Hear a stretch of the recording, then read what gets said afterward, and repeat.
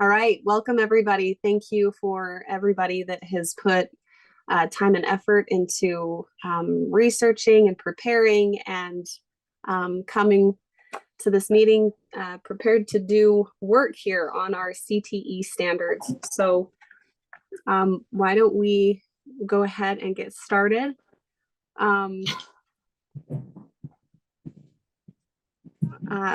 The screen in front of me, is that where we are wanting to begin? Left off, unless you guys want to jump down to the bottom. It's up to you, but that's where we left off, was there at the commercial photography and like This is number 2, right? Yes, strand 7, standard 4. I think we were on strand 5. Strand 7, we did 4 is what I wrote down. Oh, let's see. You're right. So we did 3. So you're right. It's 4. We're on 4. Starting on page 71. Make sure I'm on the right spot.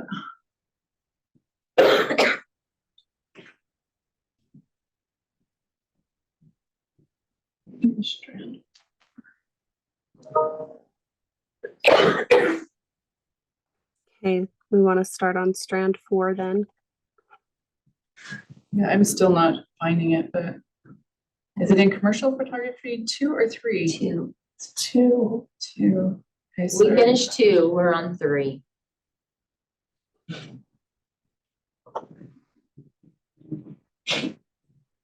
So let's make sure we're all in the same place. So I still Right. show us on commercial photography 2. 2.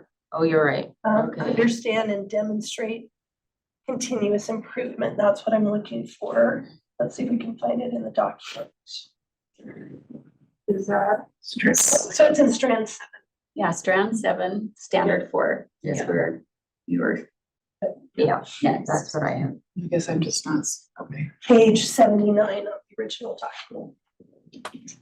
Page 12 on the amendment. Okay, that's where I'm getting lost.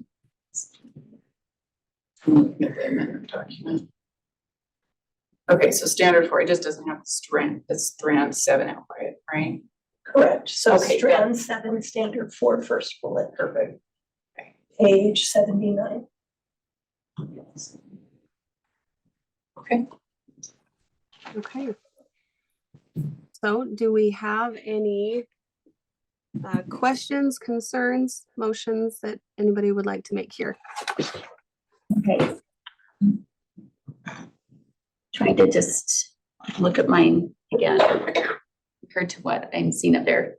So we'll just go with what's up there, and if I see a problem, I'll let you know. But so I would move to strike understand and start with demonstrate conscientious workplace habits.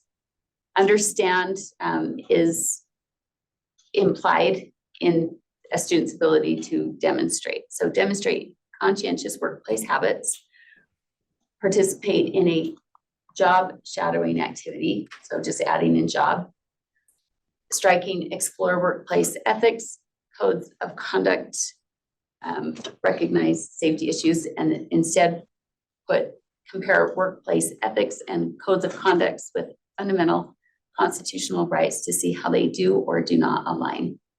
And then So that's not, that's a new, right? I don't have that's that the on my green doc- is new, yes. Okay. That, because I'm, okay.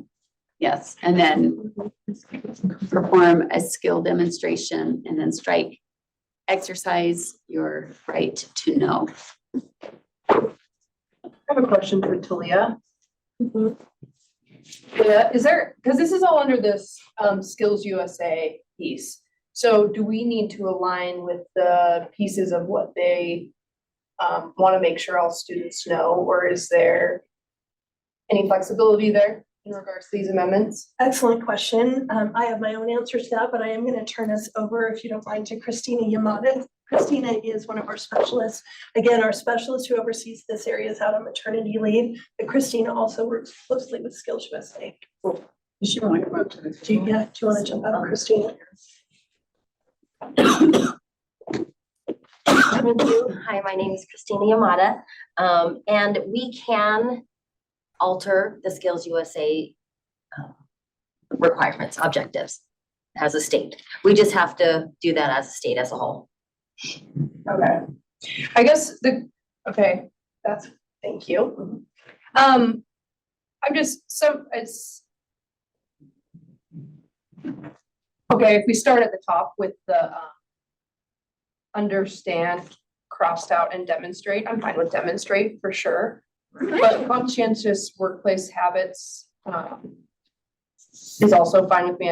I'm wondering if there was a reason we had demonstrate and the reason to add conscientious, that's where I'm not gonna say again today. And then my other question is the need to include the fundamental constitutional rights to that second amendment. I'm also. Are you asking a question? Or you just? Yeah, I'm asking maker of the amendment, if what the rationale between conscientious. Yeah, it's not gonna work with my little list. And then, the fundamental constitutional rights piece is why that's necessary in talking about learning how to be an employee. So, and I'm fine if we leave out conscientious, but it seemed to be a more active way of demonstrating versus just understand. So, but it could be viewed as subjective itself. Yeah. So we could totally take that out, just demonstrate workplace habits, and then participate in a job shadowing activity. You were fine with that, okay? It should be job shadowing. Yeah, it should be. Yeah. Yeah, I was like a shadowing activity at someone's. yeah, it was weird, like Sketchy. Sneak around behind you. Yeah. And then as far as the second part, compare workplace ethics and codes of conduct with fundamental constitutional rights to see how they do or do not align. So this was just speaking to the fact that we have in our country the Constitution, and then we have the administrative state and the workplace that seems to have its own way of doing things that often comes in conflict with fundamental constitutional rights. And so helping students become more aware of where we are getting away from constitutional rights under these other kinds of documents, such as workplace ethics and codes of conduct. And so just making students aware that you have fundamental constitutional rights, and those were put in place to protect us in all aspects of our lives, not just, I mean, if work is the majority of our lives, but we don't have constitutional rights in work, then what good are our constitutional rights? So that's kind of the idea. I hear you on that. I just don't think it's important for them to learn it in this. I just don't feel like it is a necessary add to this. I know that our strand, but the first part too, I'm trying to think of a different word than the word I can't say that could maybe conscientious. Yeah, like put anything there. demonstrate In fact, you positive could just strike workplace that if habits. there's no objection. But I mean, I get what you're saying for sure.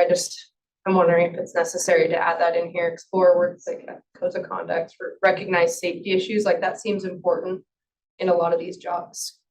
Skills USA. So I know in our as well. Utah code that it requires that Constitution be weaved throughout all subject areas, that an understanding of our constitutional rights is supposed to be embedded throughout all of our school subjects. So I think this is a great place to add that in. Can I make just one suggestion for you to consider? After discussing with specialists that whole entire strand 7 in this and the other commercial photography, I apologize, I can't speak today either. We would absolutely be in favor of just removing that entire strand from all 3 courses for right now, and rewording it.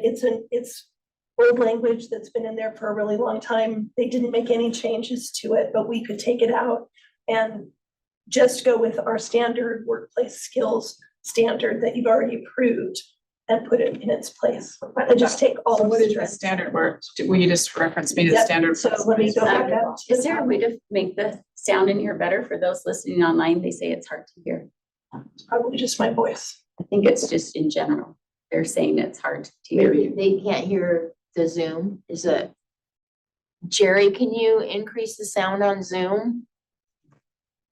In this room? Public's having difficulty hearing. It's good, they won't hear me, Ms. Brown's not really.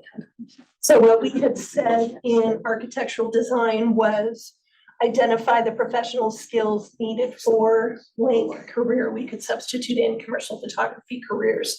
Communication, problem solving, teamwork, critical thinking, dependability, accountability, and legal requirements and expectations. I like that idea with the consistency. I would make that as a substitute motion, that we do that. Is it in all three courses? I believe it is. Yes. Okay, or all three of the photography courses, so and then it's consistent throughout the document.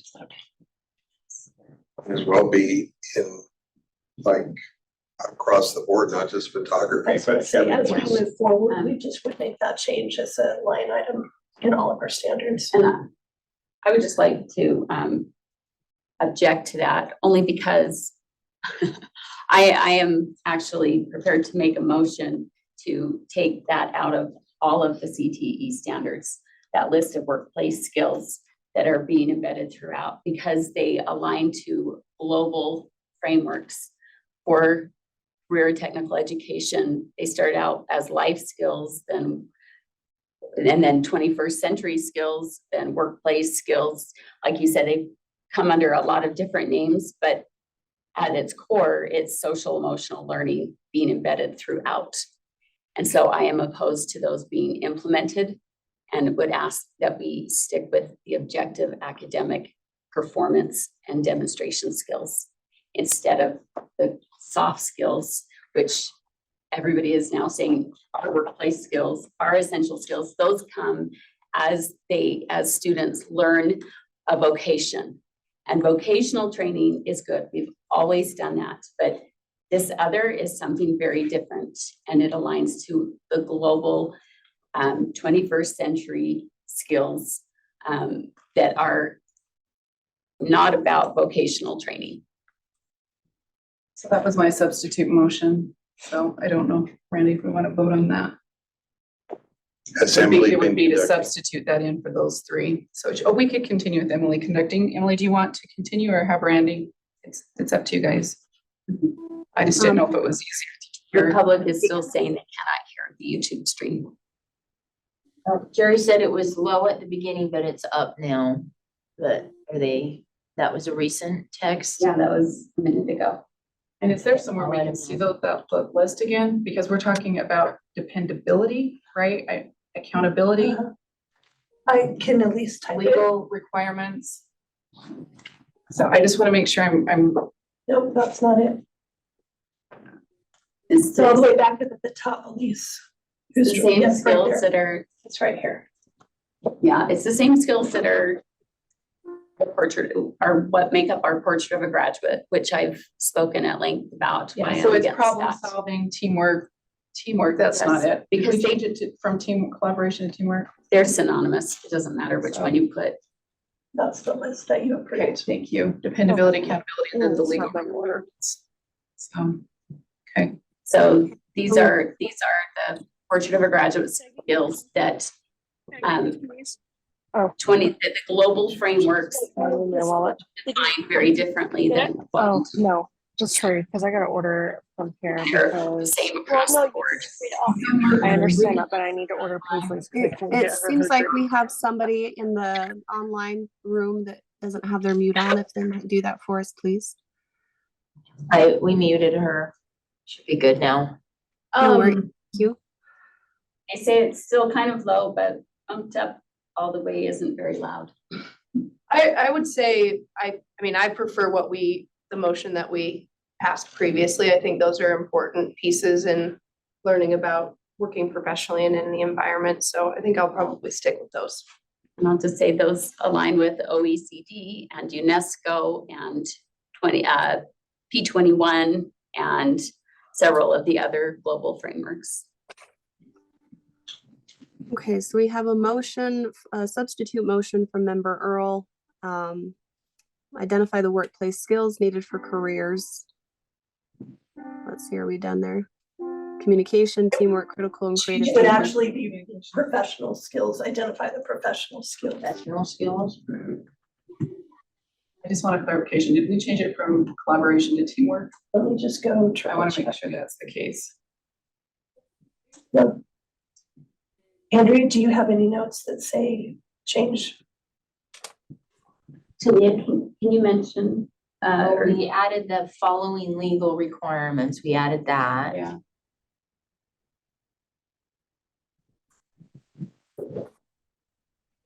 That's the list as I have it from your original motion. Okay. That's fine. I just want to make sure that was accurate. Okay. All right, do we have any other questions, or can we go ahead and call a vote? I'll just make another comment. There are global frameworks that are also assessing these, the very skills that our POG says are not necessarily meant to be tested or quantified or measured. And so there are a number of global frameworks that are measuring these, that have assessments for these, which go against the intent or what our portrait of a graduate was when it was initially passed. And if that has changed, then we should change it in portrait of a graduate so that it's accurate and not misleading to the public. Okay. All right, so we've got the substitute motion from member Earl. Identify the professional skills needed for careers in commercial photography, communication, teamwork, critical and creative thinking, problem solving, dependability, following legal requirements and expectations. No more questions or comments. Let's take a vote. All in favor, say aye. I, Aye. All in against, say no. No. Okay, that passes 4-1.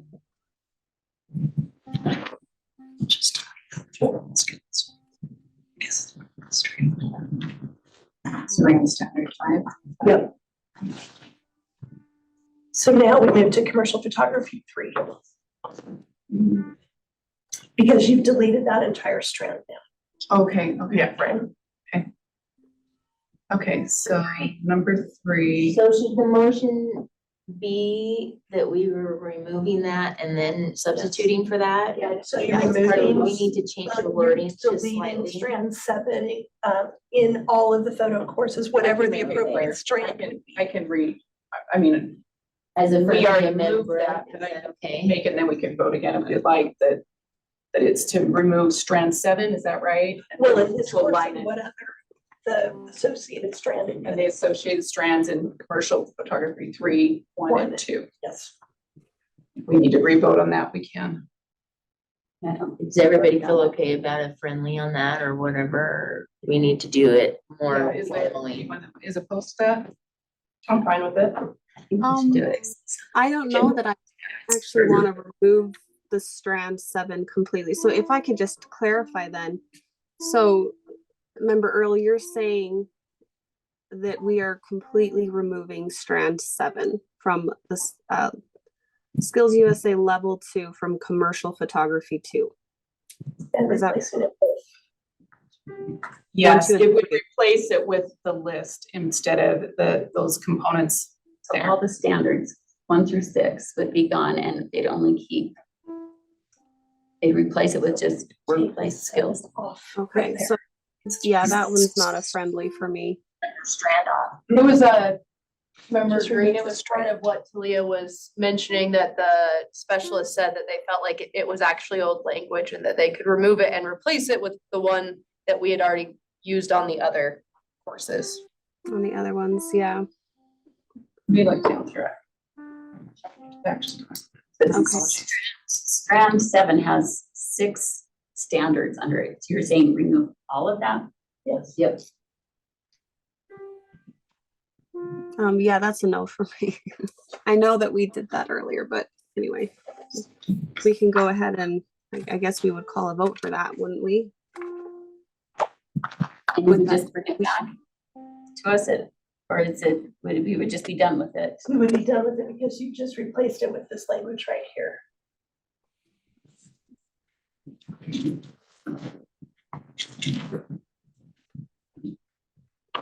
So in commercial photography 3. So at the, strand 4. yeah, so for Dan, example. you've got your understanding, you've got the teaching principles, strand 6 is a portfolio, and the completion, the skills level, Skills USA is the career workplace element, and just putting in a listing of that. Correct. Right? Instead of all the standards underneath there. So we're standardizing to align with national and global frameworks. No, we're using the language to apply dependability workforce. I know that you're wanting it to, and maybe it does align with some of that, I don't want but we're it. not changing the meaning of problem solving. Maybe there's people that define it differently, but I don't think everybody defines it the way certain entities define it. Dependability, these are things we want. So Global CTE. Whatever global does, we still need people that we're training to work, to be dependable, to be able to problem solve, is be this, able to be a part of a team. I guess my question is, and that's the simplification of that. Time-wise, do you know what I mean? Does that take away a good portion of the course itself? No, a teacher would build out that list with activities and different things in their own classrooms that would help in context to teach some of those skills. Okay, Emily, are there pieces of this that you're feeling need to still be there? Is that what you're saying? Yeah, I know there's a reference that it might be out of date. I just see that it's, my understanding, I guess, and is that the performance skills, the first vote is that we were adding identify the professional skills, so forth, underneath on page 79, performance skills. So I like that, but I also find a lot of value in the standards as they're listed under strand 7. So I would like to see those stay. So I don't know where we go from here. Unless it's feel like I not a would friendly want- amendment, so we probably just need to re-vote on that, is what I'm understanding. And I'm gonna need Okay. a little bit of guidance here because I'm not sure, and I apologize. Okay, so we need to vote on Do anything substituting, knowledge goals. That would be good. so What we're doing. Andrea, is this remove strand 7? Is that what? Well, there are different strands in the 3 different courses, so we're just so we changed it to remove the strand in the commercial photography 1, 2, and 3 that deals with Skills USA and replace it with that's the professional skills list that you guys had approved previously. All right, so that's what we need to vote So on. I actually personally would like to wait on this to look down through those to see if there are some that need to. I don't feel like this is, I think looking at like standard 4 on 3, construct a job search network, right? There's some things that I'm thinking, research, resume writing, things like that are not really replaceable in. Does that make sense? So I actually would like to wait until our next meeting because I don't feel like there's enough time to look through those and make a educated vote on that. So I move to postpone the end of what? The end of this section, what is it? The workplace Skills USA framework until our next meeting, if that's okay. Okay, Because I think, Emily, I think you're right. There are some components to this that probably need to be built into that.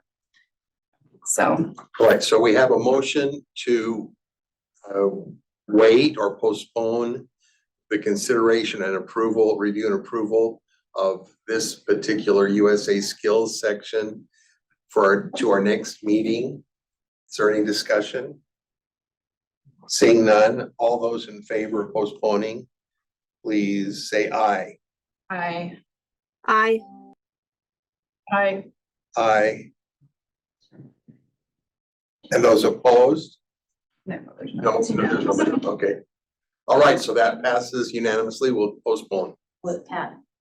yeah, so we would be in commercial photography 3 then, Yeah, because then we would address.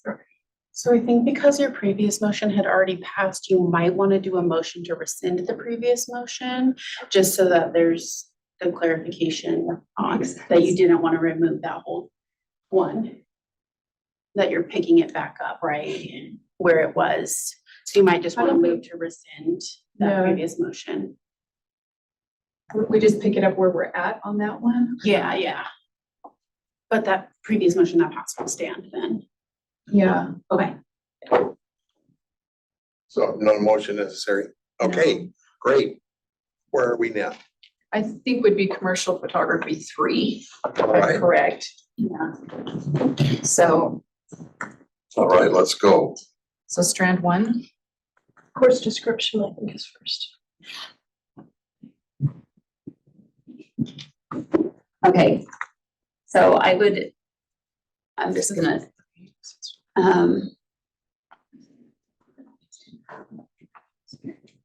okay, so I would move to delete what's in red and basically it's just replacing competency with knowledge and skills.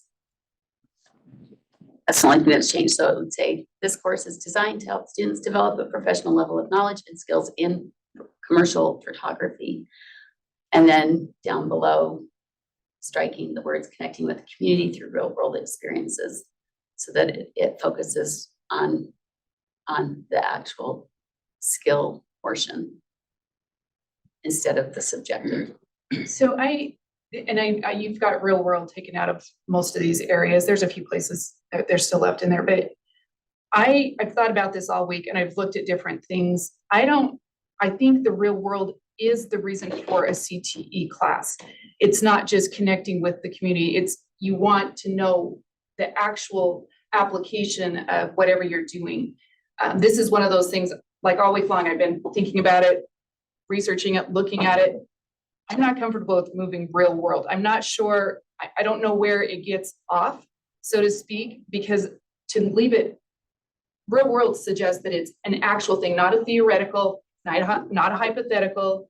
So I'm comfortable with leaving real world in. Is real world defined somewhere? No, it's not. It's probably not. So it would imply that it's real things that would take place in the real world. Is there a Say real definition world somewhere? Applications or Not that I'm professional. aware of. Or it's just, they just leave it to us to assume? To assume that it's things if I can say something, I had looked at, the definition as Google would have it, or the dictionary. It's the dictionary online. And it just says the real world, the existing state of things, as opposed to one that is imaginary, simulated, or theoretical. And so for me, the way I would apply that to this course is that this is not, job shadowing a commercial photographer. And he's like, well, tell me what you'd do if this happened. He'd be like, this is happening right now. How are we going to solve that? So that's how I would apply the real world term as it stands with that definition and how it applies to the photography class. So I did spend a little bit of time trying to put those together to understand it better. My concern comes in to this area of service learning and work-based learning, where kids are going out on internships, they're working in the workplace, not getting paid, but providing free labor in the workplace. And this idea behind it, I just think there's a really, there's one thing, it's one thing to have real life experiences and learning these skills and learning to apply them. It's another thing, and even internships in the traditional sense of an internship, but where all of these students are expected to go into the workplace and provide free labor for the workplace. that sits wrong with me. If, let's just say we took real world out, they're still going to do projects with industry. Am I right in saying that? Or is moving real world saying that now you can't do a project in industry because you might be providing services? Am I? Can you repeat that again? I'm sorry. Yeah, so if we remove real world, does that mean the projects are only limited to what they can do in a classroom? Because, Simulated, right? yeah, is that what? I think it gives more opportunity for that to happen, but not every student does an internship. Not every student, the idea is that they're learning skills and knowledge that are necessary in the real world, not just simulated in a classroom. Right, theoretical, they're actually actual applications. And by removing it, does it change? Maybe. I think real world is more specific where it lets the teacher know that these should be real. Instead of just completing a skills. project Right. where they're, yeah. Making it up. Oh. Right. Well, making it up versus doing a project that you, like, they go out, they take pictures out in nature, they create a portfolio, they turn it in, that's still real. And they had to go out into the world to do it. They just didn't have to go into the workplace to do it and provide free labor for the workplace. Real world to me does not suggest that it's out in the workplace. But itself. this is where CTE is, what we're setting up is work-based learning and service-based learning, which is students go into the workplace and the community or the workplace comes into the school, so that there's this meshing of the two, which becomes problematic when you don't have those protections or those barriers to say, well, where does one end and the other begin? Now we're just kind of muddying the waters. And at what point should students expect to be paid for their work versus providing free labor? Right now, there's a training from a national education organization this week, tomorrow actually, on child labor exploitation and the growing problem of that in the workplace. They talk in their brochures about it. They frame it as illegal child labor exploitation, but then reframe it as if it's done under the government program of these kind of workplace or work-based learning things, then somehow it's not child labor trafficking or exploitation. And so I just want to be very, I want us to be aware that we are in a kind of a weird space with this right now. And just because it's government doing it and taking advantage of child labor doesn't make it any better than if employers were doing that. This is photography 3, probably an 18-year-old, we're talking children. Have you had any reports of exploitation? Or are we secretly putting kids, I'm just trying to figure out, I'm not trying to make fun, I'm trying to understand, what's our responsibility to make sure that it's in a respectable, right? That we're going into and maybe it's not even going, it's actually maybe having a photographer come in and sharing, right? Or showing projects that they've worked on.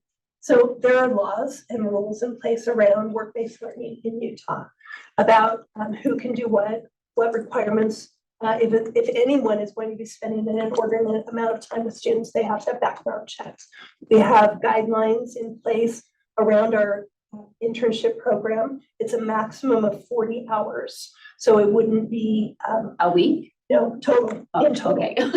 So it's a very, you're saying it's a structured. It is a structured program. We work with state risk management to oversee all of that. And the LEAs all have toolkits, and they have folks who are hired to oversee those programs, to work with employers to ensure that the rules and laws are being followed, and that this doesn't turn into, because we don't want that either, but I am not aware of any time that's ever been something that has been an issue. The idea is the way that I see a lot of these CTE courses are try out this job, this career, and see if this is something you're interested in. Part of that is also learning about people who currently do it, right? And I feel like keeping real world experiences I think that it's not going to hurt our students in any way. I think that the educators are going to do exactly as what a commercial 3 photography class does, which is teach them about being a professional commercial photographer one day. And so I would like to leave it in there.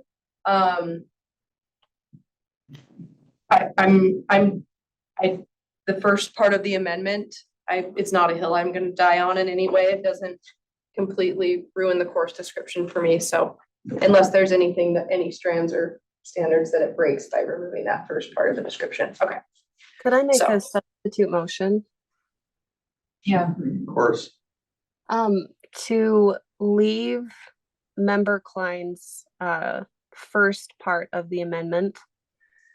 And then to unstrike the real world part that's been taken out. Okay, we have a substitute We would need- motion from member Green to remove the section that member Klein has recommended we remove at the top of the strand. Can we just divide it? Can we just divide it instead? That works. Yeah, that's great. Let's I will divide it. ask Emily if she wants to. No, I would prefer just to vote what Emily put forward. So. Emily, are you okay with dividing it? Let's just do what everybody wants and We can divide, that's fine. everything will be great. All right. So are we dividing or we're not dividing? We can divide, that's fine. Okay, I'm trying to take unstrike. the top part of it and vote. So the, member Klein has recommended we remove what's stricken there in red and replace it with What's in green? the green. All right, all those in favor, say aye. Aye. Aye. All those opposed, say no. No. Here and I. Yeah. So there's Or 4 ayes and 1 no. The no vote being Sarah Riale. All right. The second half of the vote is member Green's recommendation that we That's fine. keep Yes, or let's see, you're right. is that right? That we keep the red that was stricken, can't just vote on the motion. connecting with the community through real world We experience. just vote on it. Yeah, we yes or just no, vote on yes or no on the line. motion to So- remove it. Yeah. So It doesn't need to be changed. It can just be, Doesn't need to be a motion if to you keep vote it. no, then you're in favor of what Yeah. she wants. Okay, Right. If you vote So what yes, shall you're I in say? favor of. The motion would be It's to stricken. remove that language. okay. And so, So the motion is to remove this language. To remove what is red right there, right? You might want to So read it this for is, the so it's member Klein's motion to remove strike. the red stricken language, connecting with the community through real world experiences. Okay, so that's member Klein, that's not member, Correct. but member Greens will be taken care of if we do this, Yeah. whatever this comes out. Okay, great. Everyone in favor, please say aye. Aye. Those opposed, say nay. Nay. Nay. Member Green?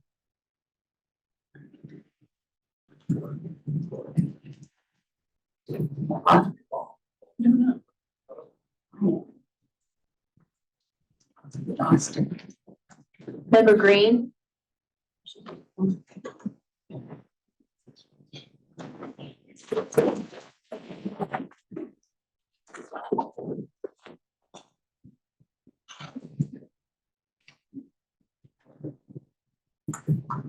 Well, let's. We've lost her. I don't know. Hopefully she's okay.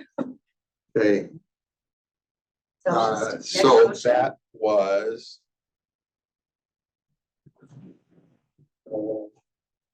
Commercial photo 3, course description, you're on to strand 1 now. We lost her for a minute. She's getting back on. Okay. Okay. I just made my motion. So my motion would be to strike real world in strand 1 and under performance skills. And I can just combine those two. They say the same thing basically. So it would say complete projects instead of complete real world projects, and then producing projects instead of producing real world projects.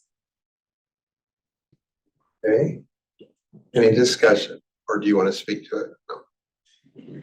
All right, all those in favor, please say aye. Aye. Those opposed, nay? Nay. Nay. Okay. Motion failed. Okay. Make a motion to, strand 2, standard 1, to strike service dash. So it would read, students will develop high-level industry-specific skills through hands-on learning outside of classroom time.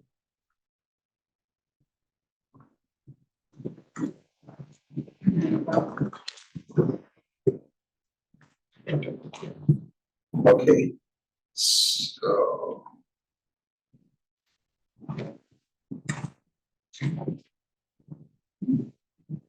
Read that last part one more time. Just striking service is what it would be. Strike service, okay. Through hands-on learning outside of the classroom, okay. If yeah.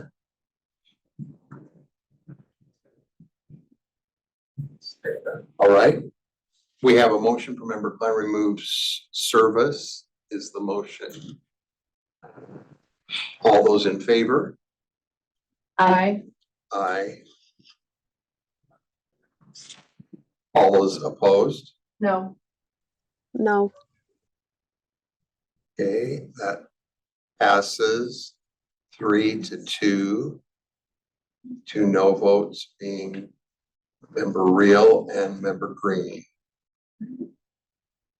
Next, And then, let's just skip down to, did I have something? Hang on. Okay, and then I'll skip down to performance skills after standard 4. And I would strike using best practices. So that it, instead it reads, develop and execute a professional plan for a career in photography, the photography industry. okay, So we're Any down to the questions? performance skill now at the bottom. Skip the next 2, next go to two. the So just as we have it in the, performance skill. So are we, because we're skipping the skills USA stuff. all right. Is there any discussion? Are we ready to vote? All those in favor, say aye. Aye. Aye. Aye. Those opposed? no,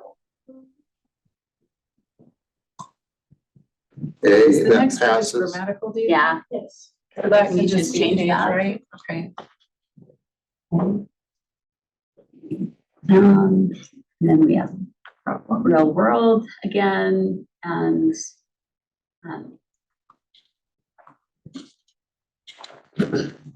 yeah, and then under performance skills, I would move to strike problem. Hang on a second. So it would, yeah, it would strike problem and real world. So it would read independently solve photographic scenarios with industry partners for school programs. So you're removing real world there too. Yes, Okay. if you want, we can split those. Anyone want to split? So you're talking about, I don't necessarily, I'm trying to understand independently problem solve real world. It would. I know what it would read. I'm just trying to Okay. read it out loud. Okay, Independently problem solve real world photographic scenarios with the industry partners. Independently problem solve, independently solve. independently solve photographic scenarios with industry partners for school programs. So the difference is they're solving something. We don't, I think I'm comfortable with problem staying in there because it's suggesting that you're working through difficulties with real world, with photographers or those that you're working with. So anyways, sorry, just talking out loud, trying to hear it both ways. Yeah. Okay, I'm ready to, anybody else have a comment? Any other comments? All right. All those in favor, I, those opposed? No. No. No. Okay, that's 4-1. Next. all right, so we're going down to the Skills USA one again, or are we skipping that? Skip that one. Yeah, that was. So that goes back to your Postpone. original motion. Okay. So you go down to, Brandon. so that's the end of.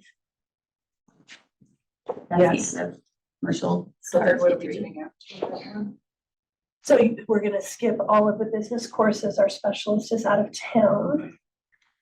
But that one, you're not gonna move those courses forward yet. So we're gonna jump all the way down to. Hold on. We're going down to computer systems 1 and 2. 16. 16, is that you said? Do a search on the document. Computer system. Yeah, Found it. Yeah. Right to it. Computer systems 1 and 2. See what the motions are. Strand 5 is the first one. Yes. It is the right spot. It's page 31. What page? It's page 31 in the amendment document. Oh, not this one, though. No. I don't know why it didn't. Control all F. the way there. I did that other Oh, one. It just Christina. didn't take me there Yeah. before. If that's because if you put in her name. Okay.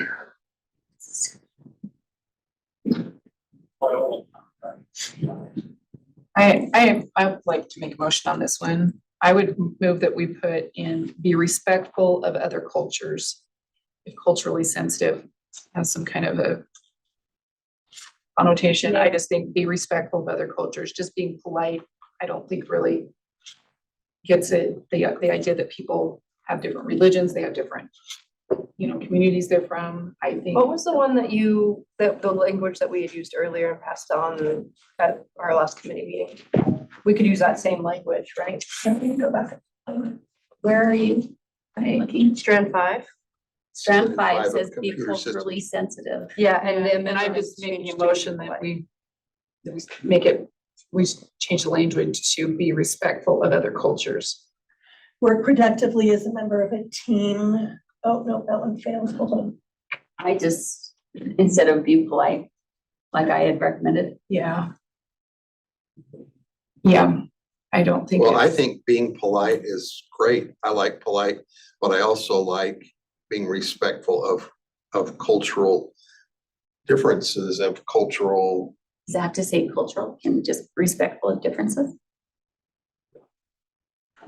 I just know that I used the example in our last meeting of my brother-in-law, and all he was doing was serving a nice dinner and started to do business while he was doing dinner, and it offended them and they took their business elsewhere from China.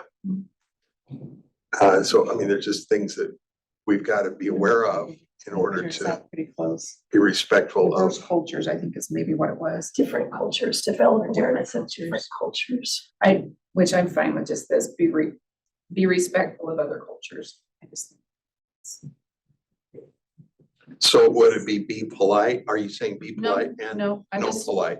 Oh, We don't want to be polite. yeah. Just the The problem with culture is it brings in a political aspect to it because culture has been politicized.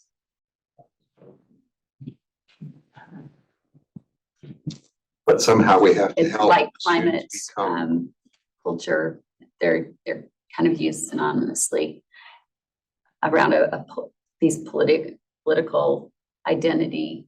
So there, and I like, if you put people in there respectful of other people, it isn't, but it doesn't speak to the broader context. Meaning religion or those other areas, you Right, respect doesn't other it? individuals. How does it seems all inclusive.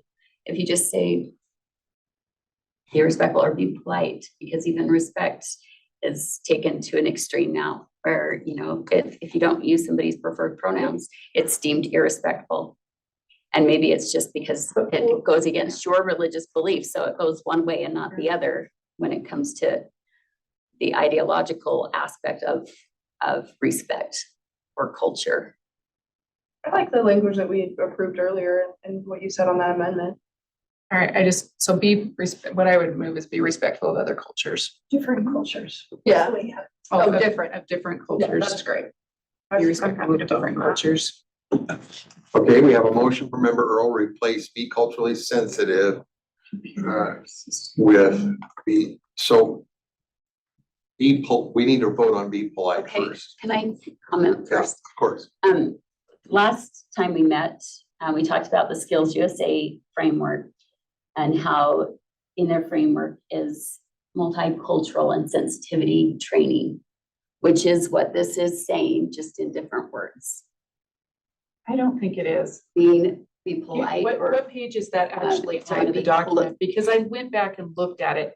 to it's say, in their, is it's in this the picture of their framework. No, I'm talking about in the standards itself. It doesn't, It just refers to the framework, but if you go to the framework itself said on the visual for their framework, it says multicultural and sensitivity training on their colorful.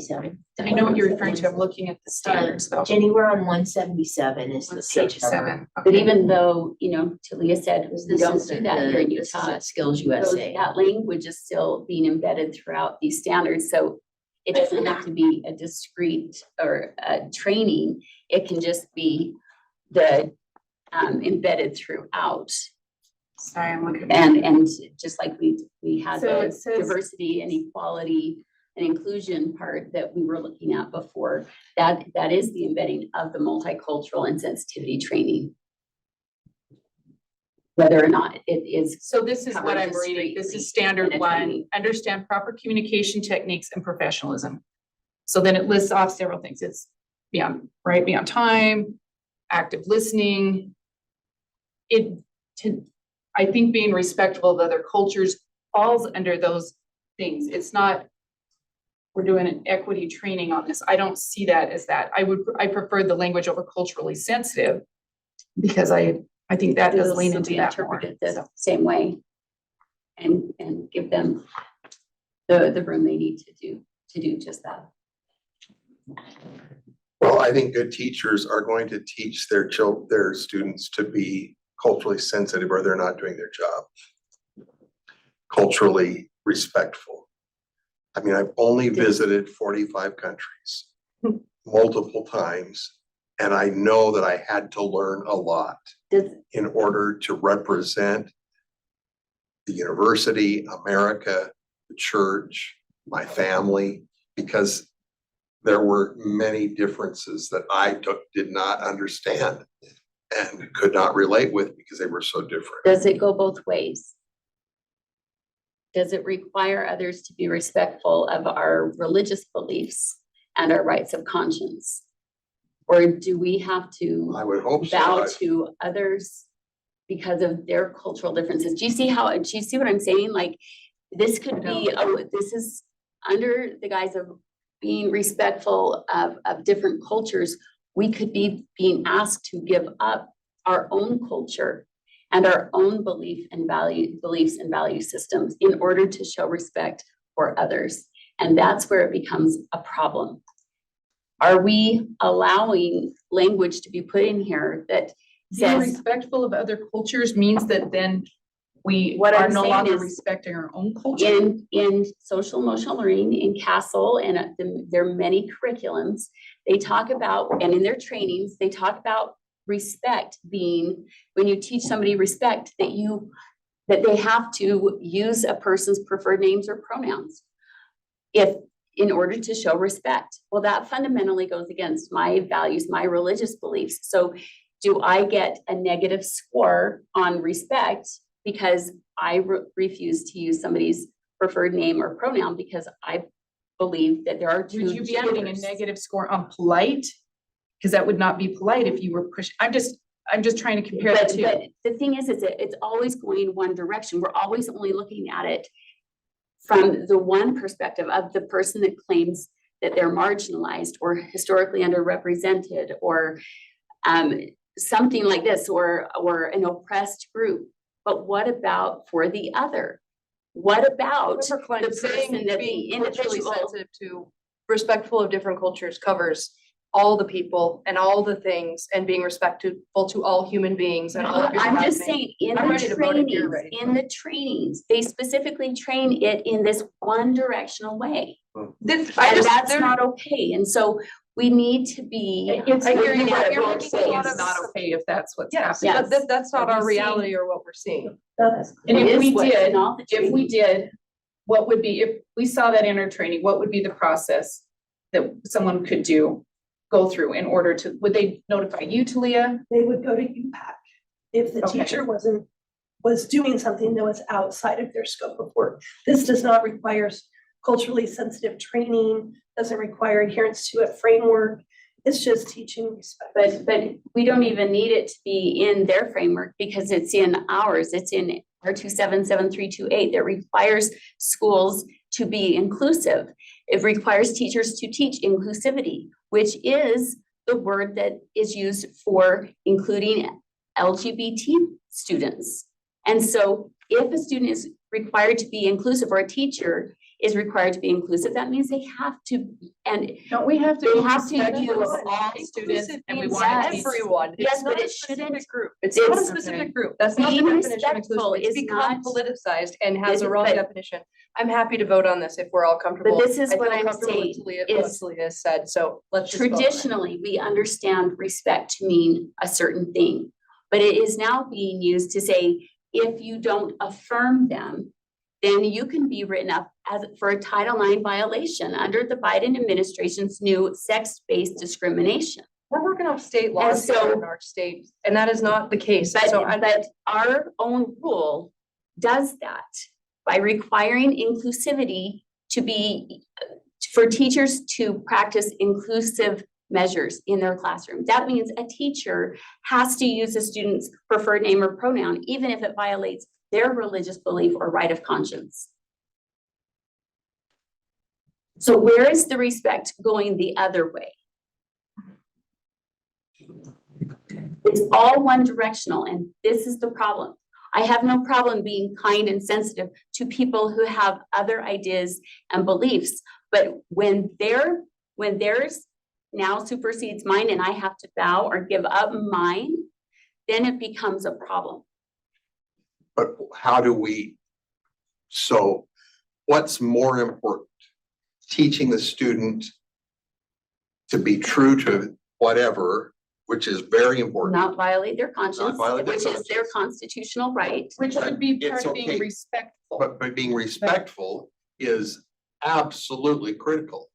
But I'm saying the trainings that, and the professional development that teachers are going through is teaching them that respect means affirming individual people's identity, even if it means going against their own religious belief or right of conscience.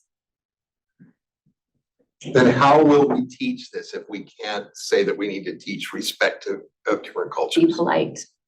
Then you don't have to affirm anybody's belief or their identities. You just be a good person. You just be polite and treat them like a human being. But I don't think kids will get it. I don't think they're smart enough to understand what they've got to learn. They understand their conscience until it's wiped away and they're not allowed to abide their conscience. And that's when they get confused I because the understand- I system is understand that. requiring them But there are things that are to just so give up different. that little voice inside I them. think we can vote if Okay, you're ready. all right. So So we're voting on be polite. And then we no, can, we're voting on be Yours. respectful of different cultures. That's what I meant with that. so yours is a substitute motion? No, there was no other motion made. That was the motion made. I thought, She got ahead of me. Yeah. So oh, I okay, already had, I looked ahead on the notes. all right, great. Okay, so all those in favor of Member Earl's motion, to change it to say, change culturally sensitive to say, be respectful of different cultures. Aye. Aye. Hi. Hi. And Those nays or whatever. No, Those nays. thank you. Natalie, on your next one, do you mind explaining? I just don't understand the difference here and why would we remove time? You haven't made the motion yet. It's the next one down, taught and modeled. Okay, that one we already dealt with in our first meeting. That was one that went through all of it. Sorry. Okay, So we're moving on to computer systems 2. Right, I'm sorry, I'm just. I didn't have one in. Through to see. Introduction to 3D printing. So do we need to move computer systems 1 and 2 then, while we're finished? I'm not getting the language right. Yeah, I'd like we to make, could. I'd like to make a motion that we move computer systems 1 and 2 to the full board for, what's the wording? Approval. Right, so I'd just make a motion on that so we can move those forward. okay. We have a motion to move Computer computer systems, systems 1 and 2 to the full board for approval. All those in favor? Aye. Aye. Those opposed? No, I'm an aye. Aye.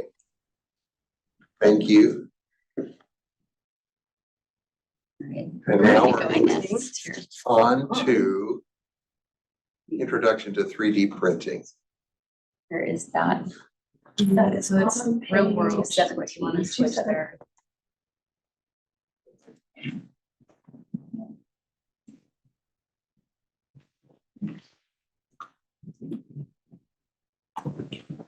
All right, I'll skip that one. It's clear. So I'd make a motion that we move introduction to 3D printing 4 to the full board for approval. We have a motion to move introduction to 3D printing to the full board for approval. All those in favor, say aye. Aye. Opposed? It's unanimous. Where are we going now? So next will be our education courses. Let me just look through and try to see what's gonna make the most sense. Give me just one Educational second. instruction, is that the next one? Yes, so we have, to me, would make the most sense to do teaching as a profession 1 first, so then you can see the progression to 2, if that's acceptable. It's great. Sorry, can you say that again? Yeah, so Teaching we're is a gonna- profession 1. We're gonna go to teaching as a profession 1, which will now just be called teaching as a profession in the standards document, page 233. And on the motions document, we have 2 motions about that course on the existing motions document. So I'd like to make a motion on this course description. That it's left the same way, let's see, so careers and develop employable skills, we strike outlined in Utah's portrait of a first-year teacher. I get concerned when we reference things that could be changed. So, it would say this, it would say students. Can I interrupt? I'm Yes. sorry, just to make sure that Elise and I are on the same page. We're doing teaching as a profession 1 first, correct? And then we don't have those amendments You don't have this, written no, up. it's just, yeah. And so do we need to pull, I have So they're in the document that I those sent you. new documents that Talia sent us. Elise, do you have those so that you can help pull language? I don't have it open right now, but I can get it open. Okay, Let me. 2 versions on the list.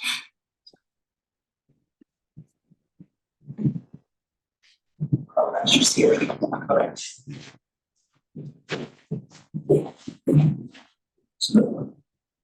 sorry, just to help us get the motions Yeah, you're correct. good. Sorry, where would I find them? I'm just searching my email, but So I can send them to you. a forward Yeah, from send that Talia one. Longhurst from myself. Do you have that? Course description. Yeah, course description. There. Your change? No, it was just after going through your changes, I look back to say, what do I want? looking at those, so this is. Is that something that you can put up on the? Yeah, I think that's, they're waiting to pull it up and then I can say what it Just is. send it to Elise. Well, I can't. I've got to go too.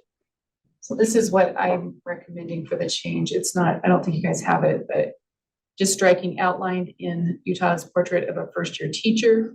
And then at the end of, let's see, students will investigate theories to set the framework for effective student learning and child development. I just want to add and child development there, because it's not just student learning, it's the way children develop. So I just wanted to articulate that. And There's- you don't want that Utah's portrait of a first-year teacher in No, there? I don't, because Okay. it gets changed and a couple years down the road, it's a movable document and I don't put it in there. Question. Okay. Yeah. If it's not in there, does that mean they won't use it? Talia? I'm sorry. If Utah's portrait of a first-year teacher is stricken, does that mean that the course won't use it? I mean, Or they can still use it, even if it's stricken? I'm sure if the teacher uses something you don't like, to find out about it. Really, it doesn't we can't prohibit them. control that. Does it Well, reference it within the document itself? I didn't see it in the course itself, though. Student learning. Was that accurate? On a quick glance, let's tag in Ashley and I'll look through really quickly. Jenny, what's the second piece after, I got the strikeout, but what was, you wanted to add? The standard. So it would be outlined in Utah's portrait of a first-year teacher. Okay, And then there's a line here that says students will investigate theories to set the framework for effective student learning. uh-huh, At the end of that, I'd like you to write and child development. okay. Because that's one of the key things, is to understand the age appropriate developmental things that take place in children. Not cool. Hello. Not just for learning, but also for Say cool.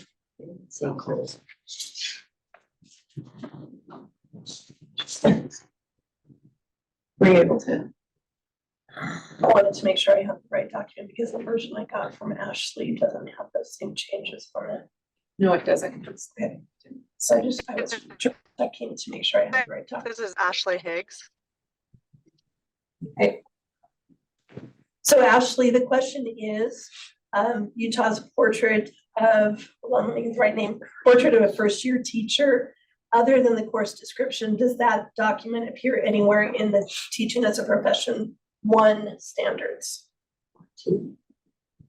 I do believe it is, but it's in a reference as outlined in Utah portrait of a first-year teacher. I apologize, I'm driving, so I don't have the document in front of me. I think that's the only location I was trying to, I can't see it, doesn't pull up in mine. This one? But does it pull up in any other No, spots? I just did a Yeah, I search. did, for it. I tried to do a search, it doesn't show up. But I know it's in there, that's why, I'm like, wait, it's showing up. It's just the portion, the parts of Utah's portrait of a first-year teacher are probably sprinkled throughout this. If there's some pieces of that that don't fall under professional teaching, then we probably need to make adjustments.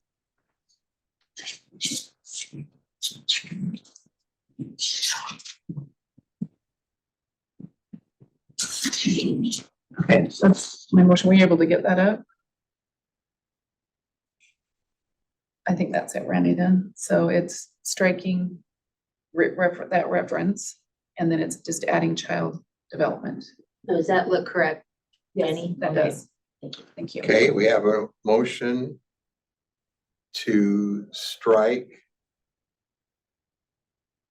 that's up there above that I can't see.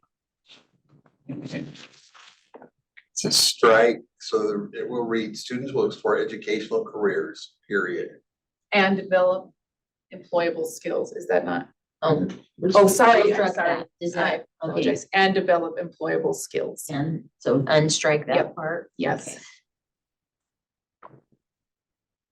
My apologies. You asked me and I said, oh yeah, that's right. I just looked I saw the bottom. of it. No worries. Thank you for checking that, Renee. Okay.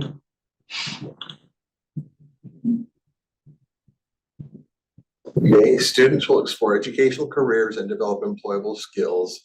And then down below, we inserted something in green, which I can't remember. Child development. Student learning and child development. Any discussion or question? All those in favor, say aye. Aye. Those opposed? Unanimous. Next. I have a motion on the course description. I had a much lengthier one, but I'm gonna try and break it out based on what we've just done. So where it says, students will create basic lesson plans and accommodate for individual needs. I would amend it to read, accommodate for the academic needs of individual students.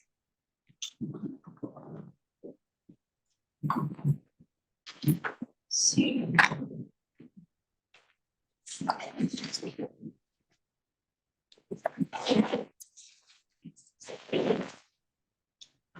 Take that.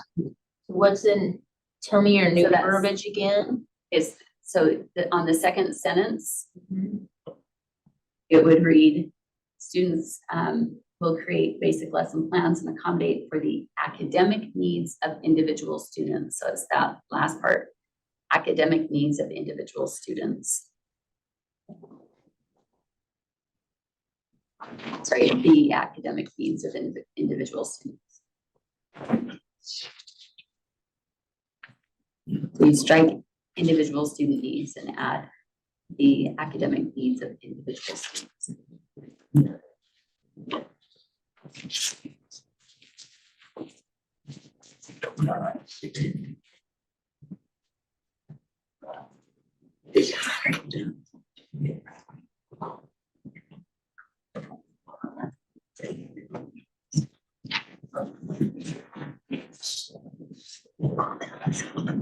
Does that change anything? I'm just curious.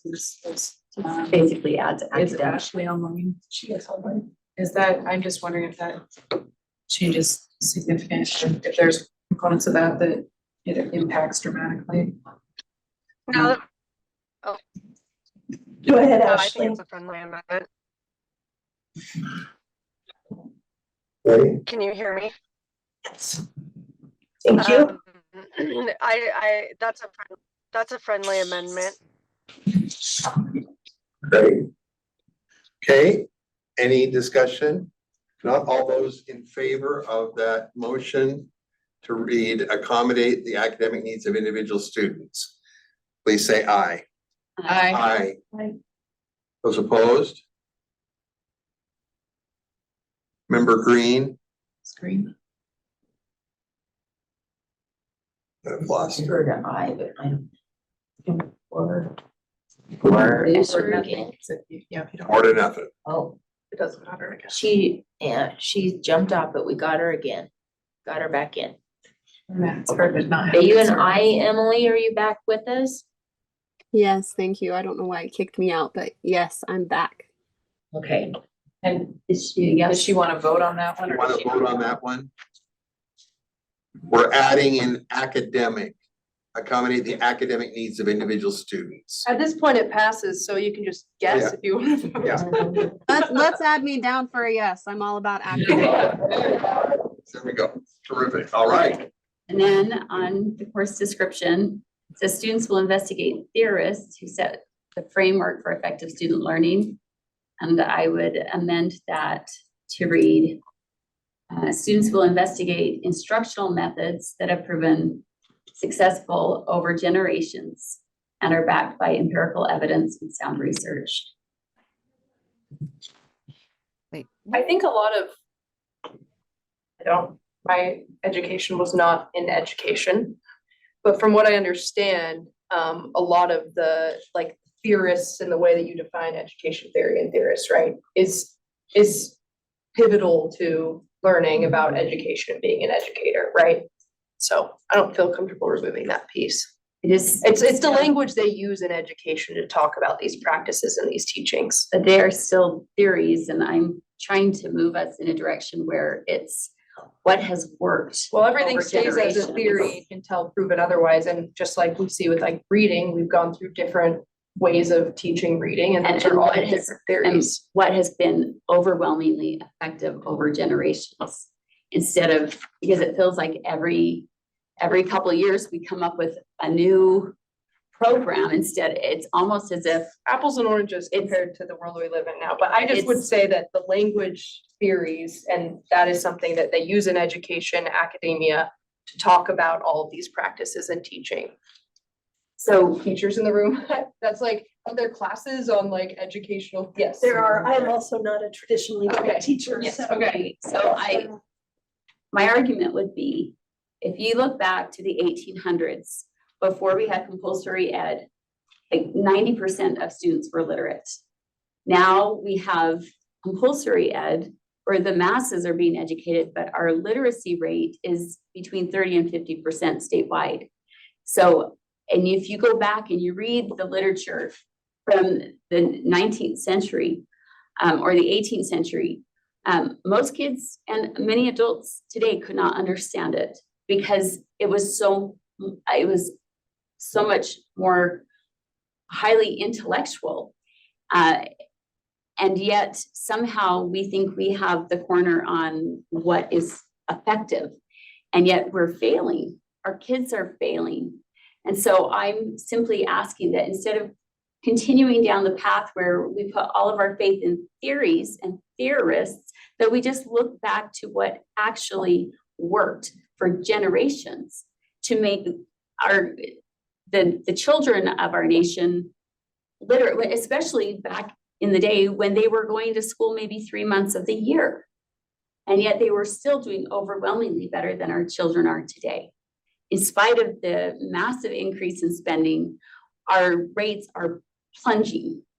In spite of our massive graduation rates, our actual literacy, when I say literacy, I mean being able to read fluently and write fluently and think fluently, those are all in the toilet. So what I'm saying is something has gone wrong, and we keep moving in that same direction instead of saying, okay, can we just look back to see what has worked overwhelmingly for generations and try to get back to that. Member Klein, could you restate your motion for us? Because I don't think it's what's in. Yes. You gotta go, I think you've got to go up, this is a different motion here, so. So, yeah, that's not it. So we're still in the course description, Yes. Oh, okay. and it's the 4th sentence of the course description. Okay, tell me when you're ready. I'm ready to take it. Okay, students will investigate instructional methods that have proven overwhelmingly successful over generations and are backed by empirical evidence and sound research, which is different than evidence-based or evidence-informed or best practice, however loosely those are defined. We're talking empirical evidence, actual evidence, And some research period. and sound research. So we still are gonna look at the theories. It's okay if they look at the. I know, but to acknowledge that here is fine too. I'm just trying to think if there's a way to, because what you're saying is, what is the sound research that promotes learning? Yeah. But we still look at the theories. I just don't think taking that out is necessary because there is an important role they play in understanding child development, child learning. And I didn't take those out I thought you down did, I thought you below. did I mean, I didn't, theories. they're still in there because they're a But bulk that's of my it. point, So- because this is the course and- description, we yeah. would want to reference it here, so I'm Right. trying to figure out. So we could just maybe add that sentence that I just gave you after the sentence on the theorists. I think that's good. So you would we leave, let me keep the be clear. theorist one. Yeah, so you're leaving the sentence, students will Yes. investigate theorists who set the framework.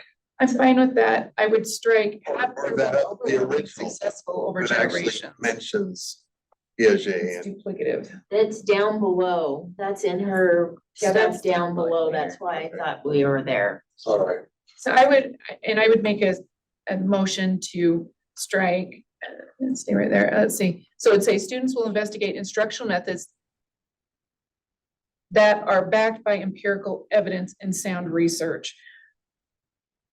You could have proven effective in there, but so it needs to strike overwhelmingly successful over generations. I don't put proven successful even know what that. and backed by backed by We could do empirical proven evidence. successful. I'm good with that. So students Okay. will investigate methods that have proven Have proven successful. successful and over are backed time. by Can we say empirical. over time? Isn't proven successful, is that not indicative of time or? Well, they could pick and choose, they Students could will cherry investigate. pick if it's, Well, they can cherry pick over time too, different methodologies. that's why I of put teaching. overwhelmingly successful over generations.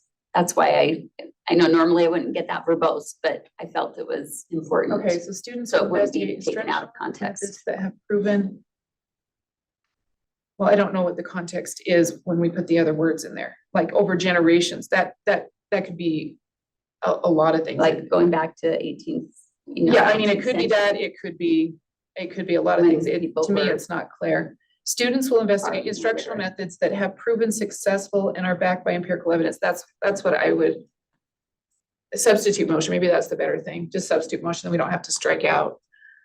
So the substitute motion would be that, because I think what you're saying is true. We want to go beyond the theorist and actually look at some of the research. And I think that the class does that and asks the students to do that.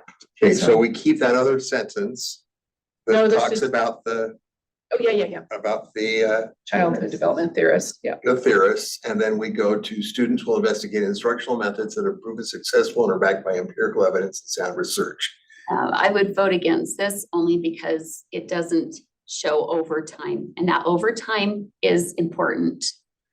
Because otherwise We can it's, put- I don't mind that. I think that's friendly. It's successful over time. So after successful over time, I'm fine with. Yeah, I can see what you're saying there. Okay, I'm good with that. are backed by empirical evidence, and sound research. Yeah. Okay, That's what we want. good. All right, let's vote. All in favor, say aye. I, Those Aye. opposed, say no. No. That's 4-1.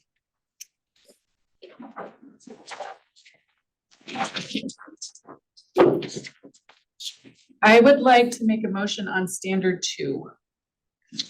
These are all in your document that you sent, right? Yes. Strand 1, standard 2.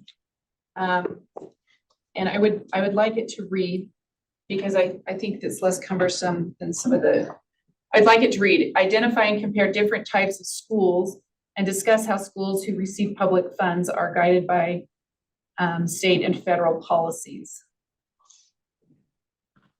So I would, My only question on that was, Oh, that amendment's fine with me. I was just wondering, is it necessary to have that next bullet point no, amendment that you put in? no, Okay, so that will be stricken, yeah. and then it'll be at the top. Okay, just that's what was my That's question. like it is. sorry, we have that up on the board. It was in our email, they just said, I think, yesterday. Yeah, I couldn't see any changes on those documents. There's two documents and one is like just the I looked standard at and both and I one couldn't is. see anything. There was one on the table. I was confused too, so I noticed Mine that there didn't were come two through that that way was. either. That I So got it would be the and this is different. So just one was like. teaching as a profession. Teaching That's as a it right there. profession. Do you need this? No, go ahead. I think just making the one motion, not the other is, Okay, so yeah, so right there, right here, yes. this is what you're wanting to do, just To for add the. that in just in the broad context up above instead of, Receive. So is the motion on the board correct? Member, I can't see. Whoop, there it is. You didn't see that, right? And discuss how schools who receive public funds Yes, that's accurate. Are guided by state and federal policies. Yes. Can I add to that and regulations? Policies and regulations. Okay. So we have member Earl / Klein. Collaborative, no, I won't use that word. We have a motion, identify and compare different types of schools and discuss how schools who receive public funds are guided by state and federal policies and regulations. Can we, it's guided sounds not quite accurate. Because if we take the word that you are on the hook, it's not just there. Follow, is follow better? Must follow, comply with. Comply, it's a I mean, that compliance issue. second bullet point down there could work as the language. Yeah, I just, let's see. Follow government policies regarding use of funds.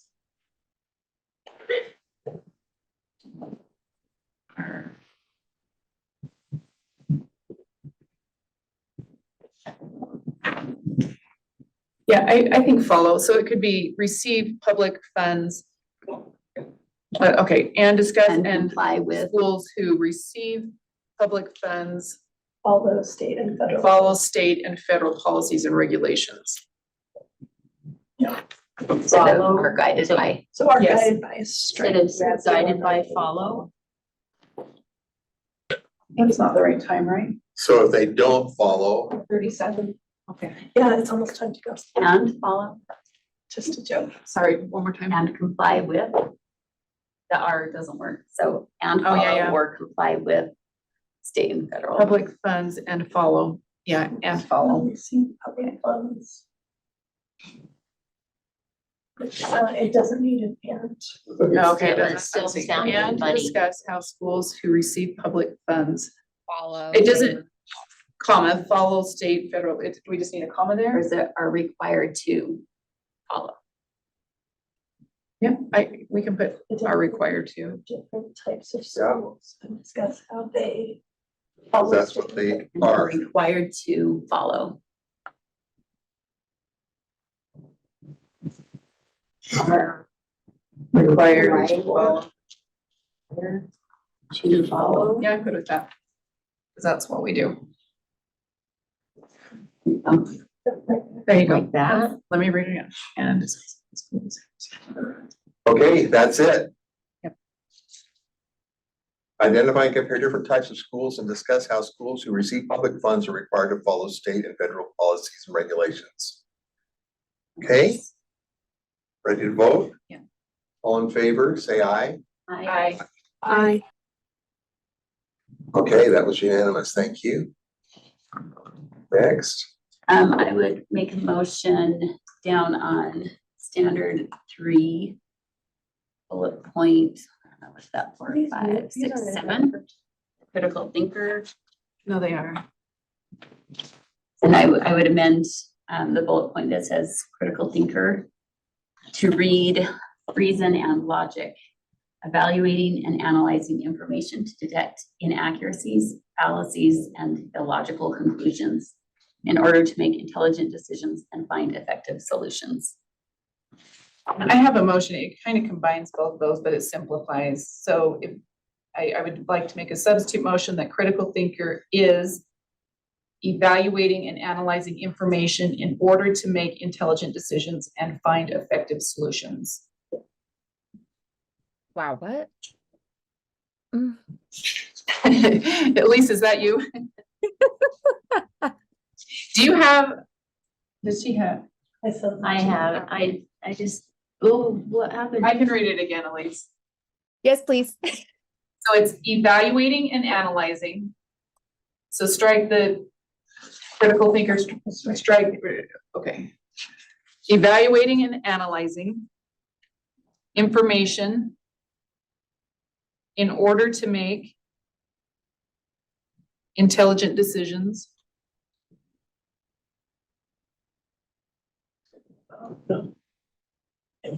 Intelligent decisions.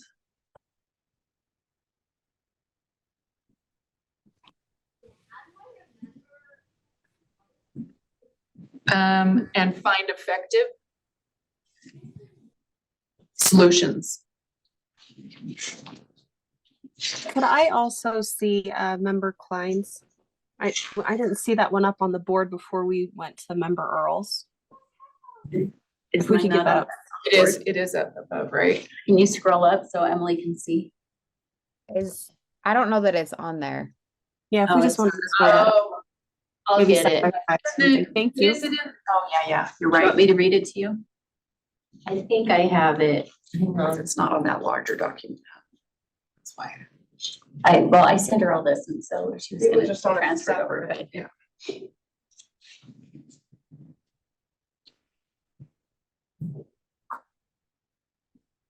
In case anybody's wondering, there is Candy here. Oh, I brought some. Okay. Wait, running. That's about liquid flux.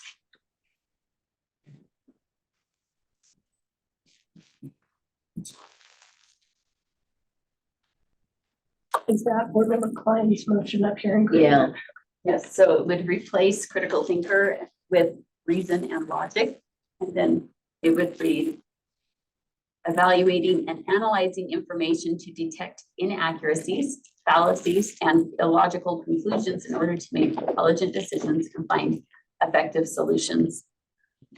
And I think in the world we're living in today, students need to be able to identify and detect inaccuracies and fallacies and illogical conclusions.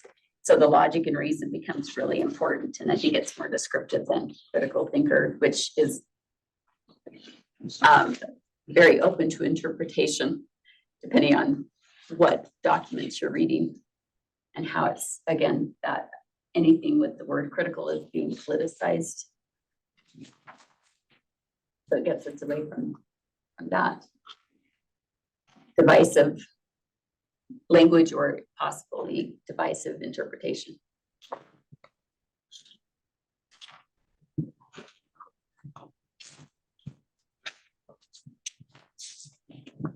Okay, so which of all of these things are, where are we starting? I made a substitute motion. Start with Okay. the substitute motion. Okay, so we're gonna look at the substitute motion. Substitute motion. Which is the black. Critical thinker is a critical thinker or just critical thinker? It's like, they have like words and then a description of each Okay. of them, so it's like kind of just laid out. Andrew, that can way. you slide up? Critical thinker Is is that you that's assessing There you go. evaluating, Sorry. and analyzing information in order to make intelligent decisions and find effective solutions. All right, So are we renaming those two then? They seem different. You've got the reason and logic, and then you've got critical thinker. So you guys, in essence, are defining the same thing, but just different titles, different Correct. phrases. Is that right? Yes. And mine has a little more detail in it as to what makes for an intelligent decision. Being able to detect inaccuracies, Reason and fallacies, logic. and evaluating. and illogical conclusions.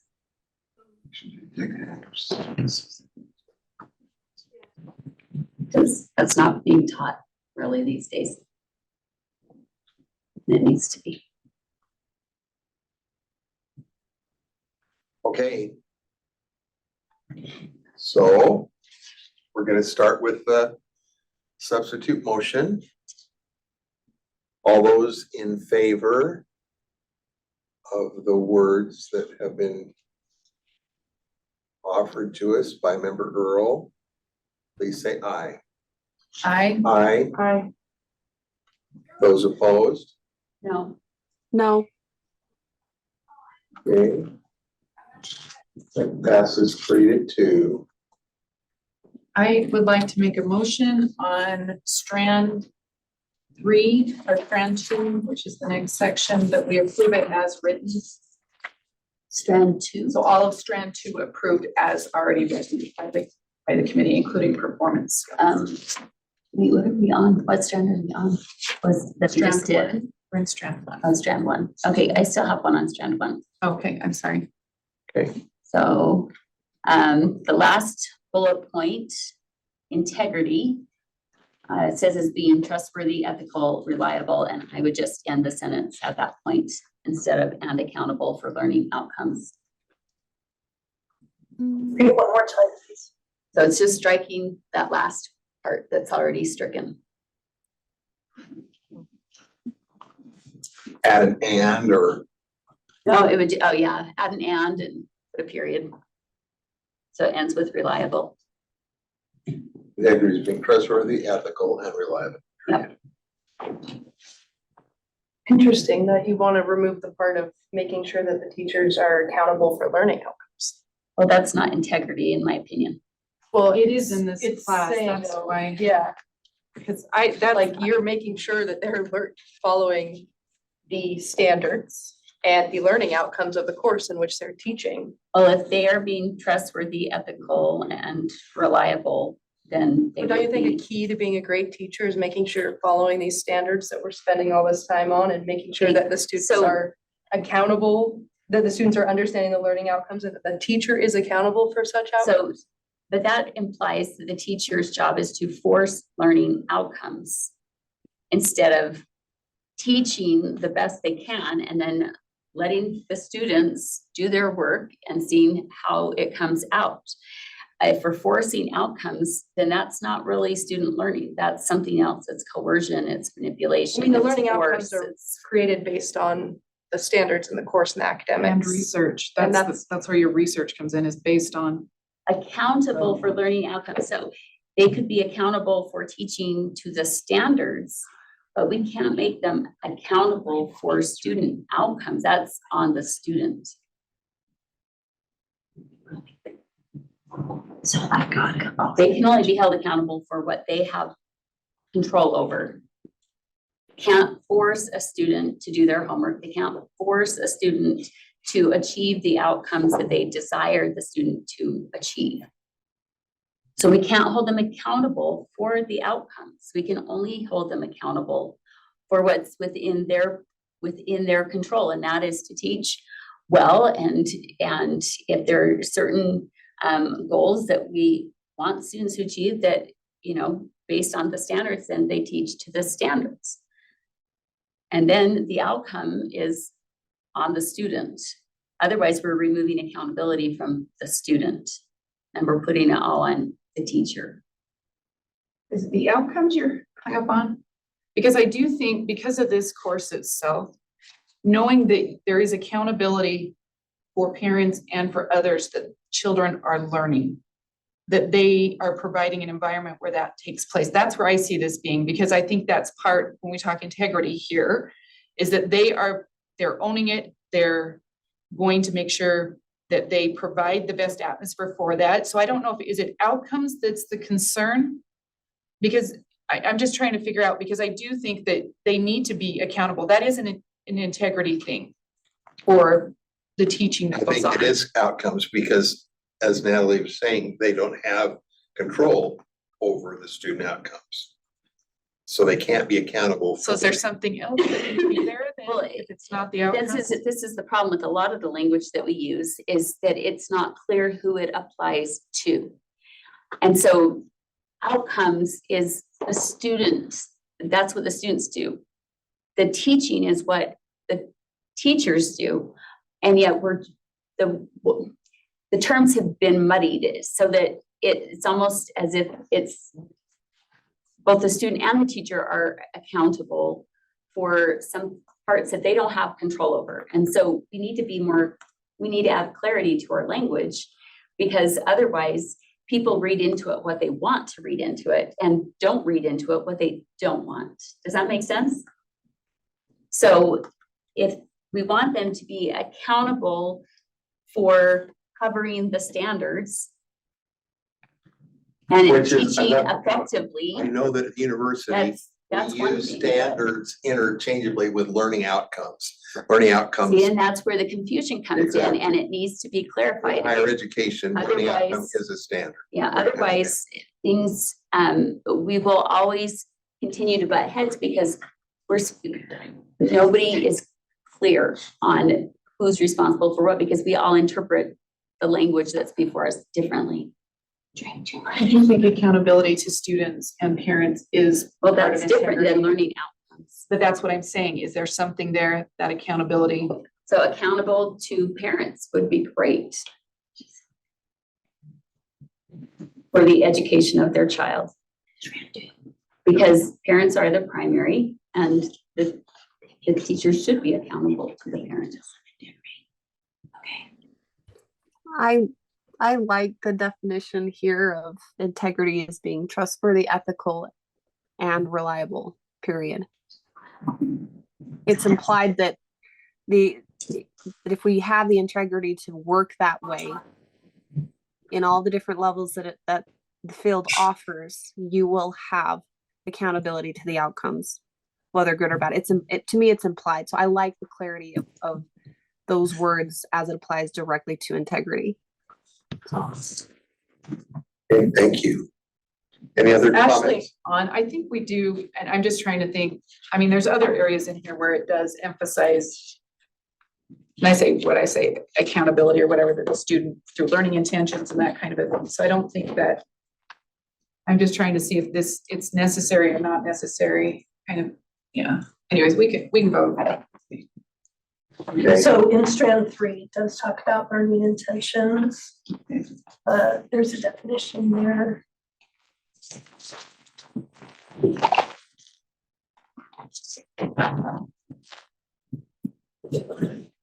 I think, yeah, okay. Ready to vote? Yeah.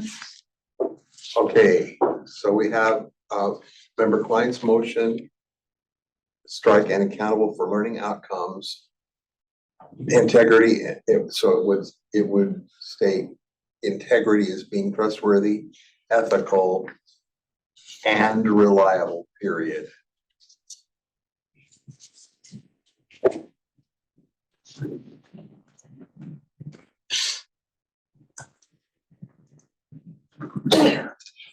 Is that correct? All right, all those in favor, say aye. Aye. I Those opposed? No. Okay, Do you have any more in strand 1? Okay, so I move that strand 2's moved the way it's written by the committee. all right, I would substitute motion okay, to amend strand 2 to read, students will evaluate the theories of Gardner, Bloom, Piaget, Maslow, and Erickson and explain how some in education believe they relate to student learning. And we could add child development. One more time, please. Students will evaluate the theories of Gardner, Bloom, Piaget, Maslow, and Piaget, and Erickson, and explain how some in education believe they relate to student learning and child development. Thank you.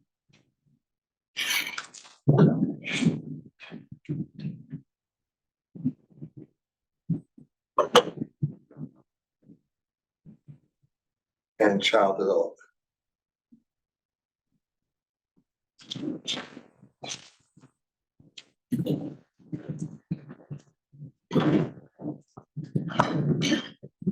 And if you want, I can add my others for that strand to this motion.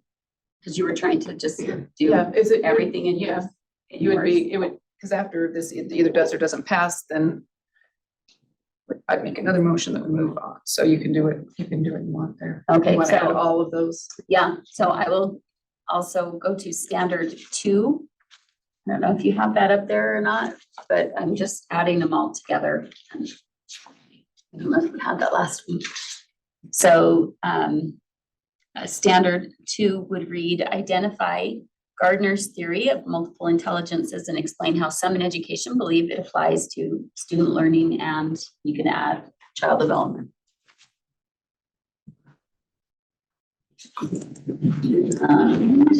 Standard 3. Add also, so it reads, identify Bloom's taxonomy and explain how some in education believe it applies to student learning and child development. And four.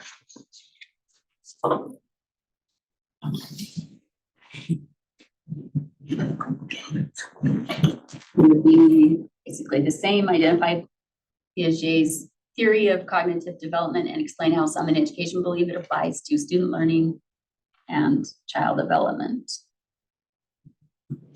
And then standard 5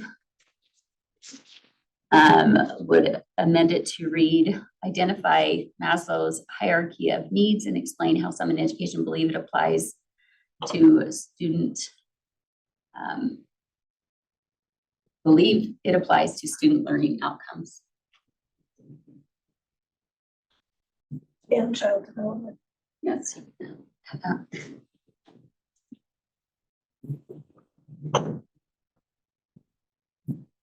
And then standard 6 would be the same.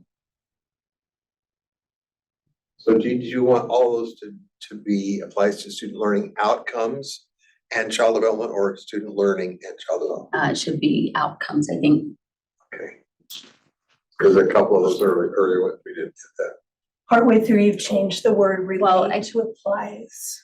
Well, I'm just going off of what was there originally, so there must have been some variation in the standards originally. So follow the variation then, or do you want it to be standard? If it doesn't, it doesn't matter to me, as long as we get that idea in there of, some in education believe. And child development. Okay, So child right there, we need and child development. relate to Student student learning Student. outcomes and child development. Okay, and that was number 6. Was that number 6? Yeah. Yeah, so, and then, did you have changes for strand 2, or were you trying to move the No, whole set? I'm good the way it's written. So number 1 still is missing a student, I think. Students. So No, that's right. that can all go in one motion, and then I have another motion before we move the. This for strand 2. So this is my motion for now. Okay, The others are, I think, slightly different. all right. For those who don't Substitute know. motion, member Klein, to amend the strands, basically adding and child development. And then the little phrase, some in education believe they relate to, right? Yes, explain how some in education believe they relate to. Okay. Any discussion or questions? All those in favor say aye. I, Aye. Aye. Those opposed? No. It's 3-2. and I have.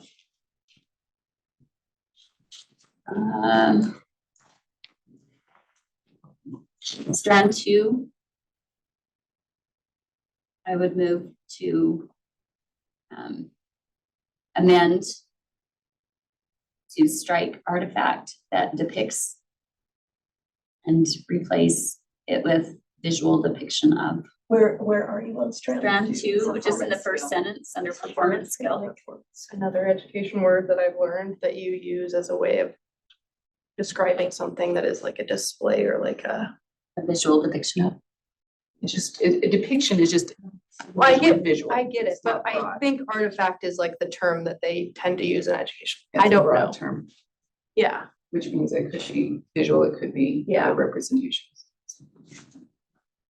It says visual artifact That's what yeah. in I'm just strand saying, I'm already. just trying to keep the language that our educators talk in the standards so that when they teach, they understand what that means. Instead of being I like, think they'll oh, is that understand an what artifact? visual depiction of means. It's self-explanatory. Okay.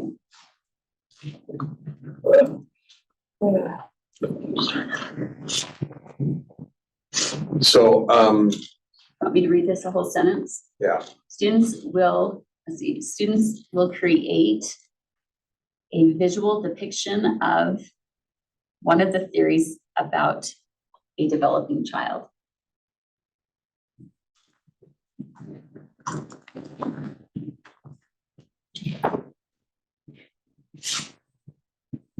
Students will create a visual depiction of one of the theories about a developing child.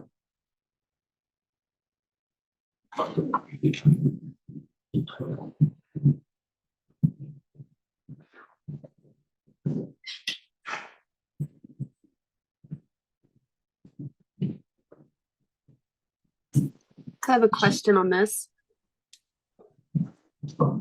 Yes, please go ahead.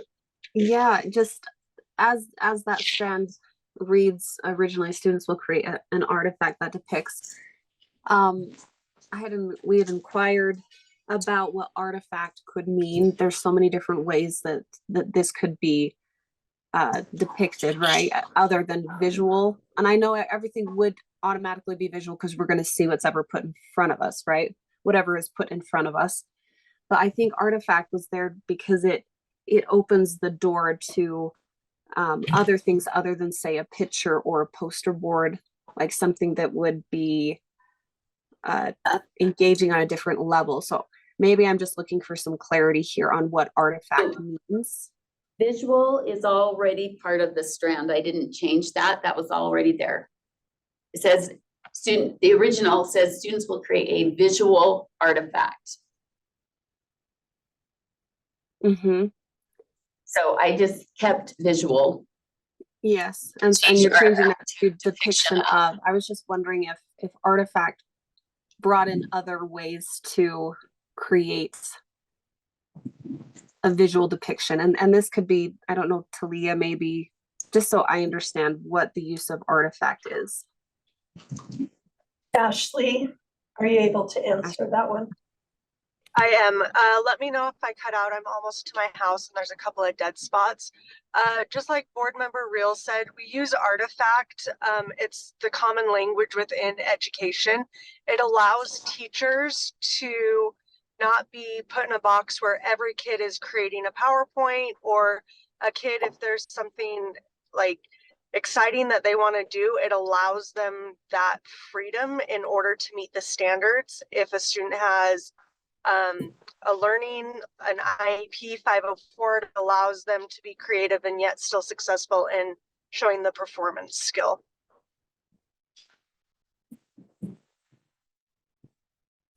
Okay, thank you.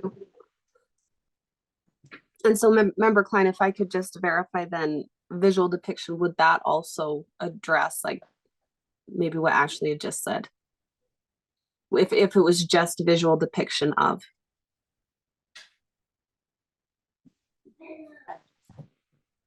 The university, we have to provide artifacts to demonstrate student learning outcomes having been achieved. And they could be a musical composition, they could be a dance, they could be a PowerPoint, they could be a piece of art, they could be a chart, they could be a diagram. If you've got visual in there, I mean, there are a lot of things. Sometimes a paper, an essay is an artifact with learning outcomes. It's whatever the student is producing that can be reviewed as evidence of their, but this is not about the student learning outcomes. This is about the theories of a developing child. So I'm not exactly sure what they were trying to communicate. Was it a visual something? Yeah, so this is what it says. Students will create a visual artifact that depicts one of the theories about a developing child. Supposed theories about a developing child. Because we're assuming that these may not be accurate, or some of the information's assumed, but so they're going to pick one of those. That's what they're asked to do after going through all these different theories, ways of child development, child learning. So Okay. If you also read right below that, Board Member Earl, we give examples of what visual artifacts might include with the theorists that would be appropriate to give them some type of Give some idea. examples of what might look like.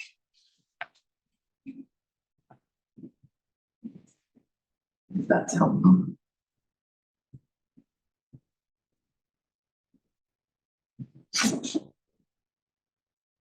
Trying to write a song. Develop actions to teach rather. So it is, I'm ready to vote. I don't know. Okay. Are you? all right. Thank you. Let's vote. Could I just add my next one to that also, where it says examples of visual artifacts? I change that to depictions also and do those together. Okay, sure.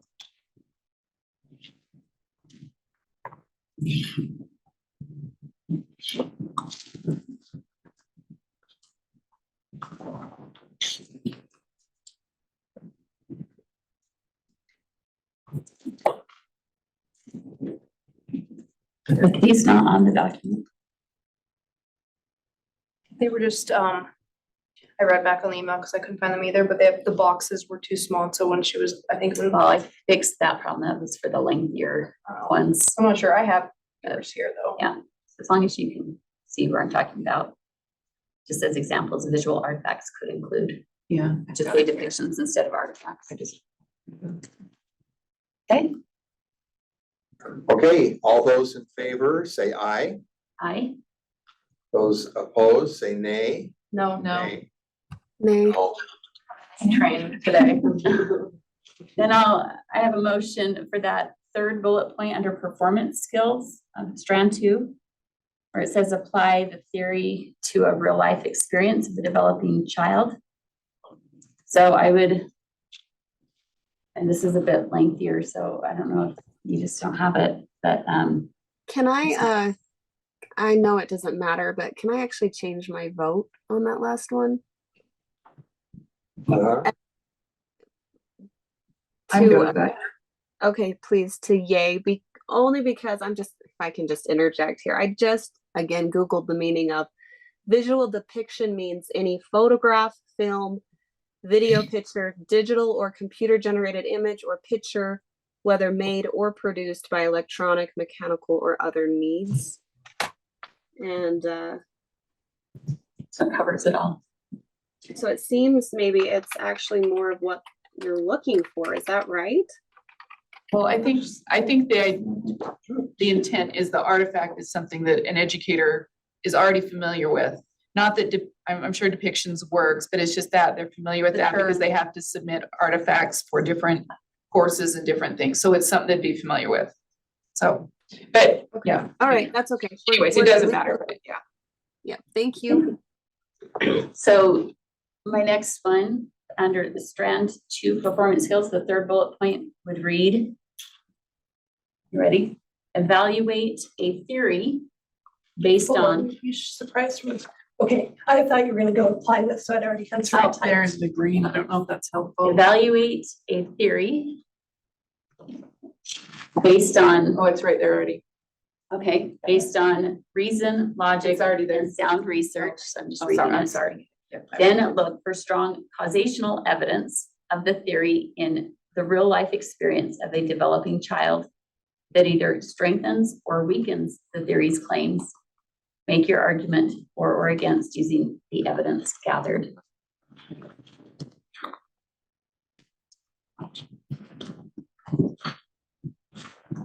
In fact, I would probably just change it and make an argument for or against. So it's just a continuation of this previous sentence. And make your argument. Experience of a developing child. Experience of a. Okay, And I would speak against this. This is education 1, you're asking them to go in and evaluate a theory instead of just the application of one of those theories for usage. So the original language said apply the theory to a real life experience of a developing child. These are students that this is their first exposure to education, but this requires them to now evaluate it, go in and do an analysis, then apply one of them, and then go back and make arguments for and against. I think it's just simply, how is this theory applied? How do you see this with young children or, whatever you're looking at? So I would speak against it. Any other comments or questions? Okay, let's then take this motion, reads evaluate the theory based on reason, logic, and sound research, and look for strong causational evidence of the theory and the real life experience of a developing child that either strengthens or weakens the theory claims, and make an argument for or against using the evidence gathered. All in favor, say aye. Aye. Aye. Those opposed, no. No.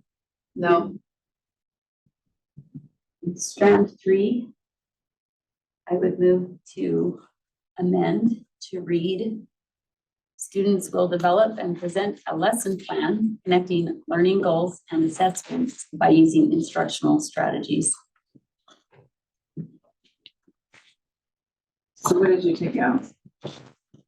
So changing learning intentions to learning goals and assessments instead of success criteria Is Ashley, did you, by using instructional strategies. I think, Ashley, are you there? I am. Are the words those, is this again the terms like learning intentions and success criteria? I've heard those before, including instructional strategies. Are those again like educator terms? Yes, it's educator terms, and learning intentions and success criteria is actually language that is from the Teaching as a Profession 3 standards that were approved last year. So the committee recommends keeping that language for the flow. It will also be in the Principles of Educational Technology. This was language that was recommended by Director Thronson last year when we were doing the TAP 3 standards. So, and the definition of learning intentions, once again, is just that. It's the day-to-day learning goals aligned with state standards. Correct. So learning So, intentions is a term we currently use. yes, Is that right? that is correct. And then success criteria, assessments limits. Success criteria could be, it doesn't have to be an assessment. It could be a variety of measurement tools. Correct. So for it's a broader. Yep. So for example, like your learning intention today as a board would be to pass the CTE standards. Your success criteria would be, did you pass the standards or not? There wasn't necessarily an assessment to it, but like there's a simple example. Just those are that's educator language. I'd actually like to amend this a little bit. So it reads, students will develop and present a lesson plan connecting learning goals with instructional strategies.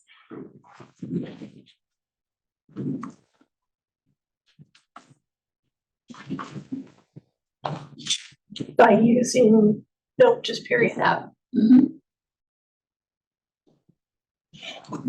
One thing I would like to just say with regards to instructional strategies, those are strategies that a teacher uses to ensure that the student is learning.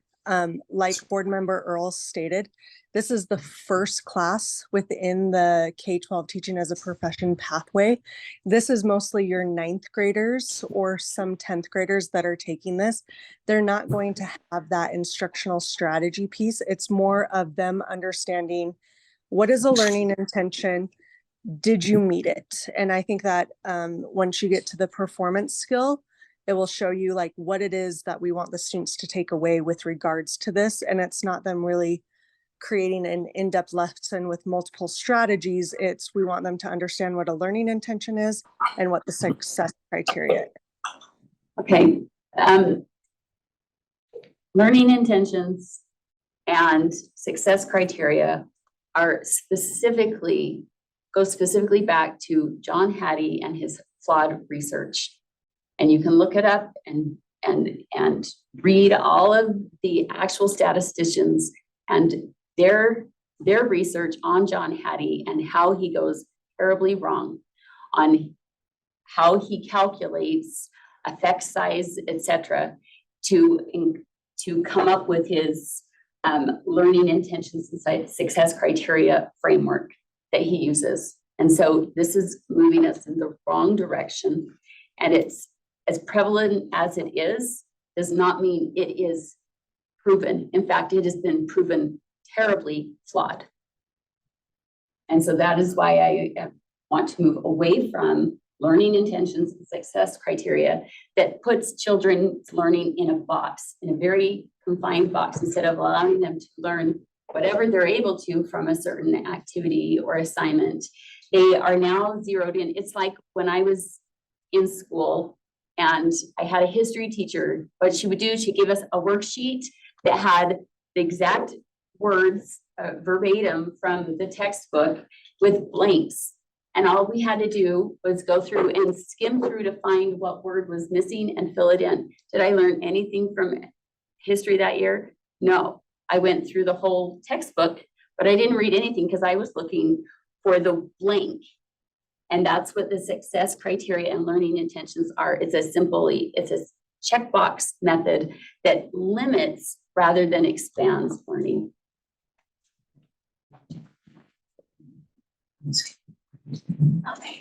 Based on flawed effect size research, where he measures apples to oranges throughout the whole thing without any research that is replicable or that follows sound research protocol with, I mean, most of his research completely, it doesn't include control groups at all. It's meta-analysis of meta-analysis, which is like the loosest standard you could possibly find. I'll just speak to the motion here. I don't know who John Hattie is. I've never heard of him before, but as outside of that, I don't mind the motion. I just think it's more clear because you're connecting learning goals with instructional strategy. That in and of itself can teach us, even a ninth grade student, that the instructional strategy that they take to connecting the learning goal is huge. It has a huge impact. I see this being simplified. I see kids being able to have success with this. Anyway, that's where I stand. I think I'm ready to vote. Okay. All those in favor? Let's see now, there's more than this, right? Isn't No, there it's something just I'm him. about? This is what we're voting on right now. What's on the screen? There's more after that. All right. So Member Klein's motion, strand 3, students will develop and present a lesson plan connecting learning goals with instructional strategies. All those in favor, say aye. Aye. Those opposed? No. No. So it's 2-3. I move on standard 1 to amend it to read just the first line, create lesson plans, set learning goals, and create classroom tests to measure student progress towards learning goals. So this is back to that same argument as before, I think, learning intentions and success criteria. I would make a substitute motion that we move standard 1 for it is written.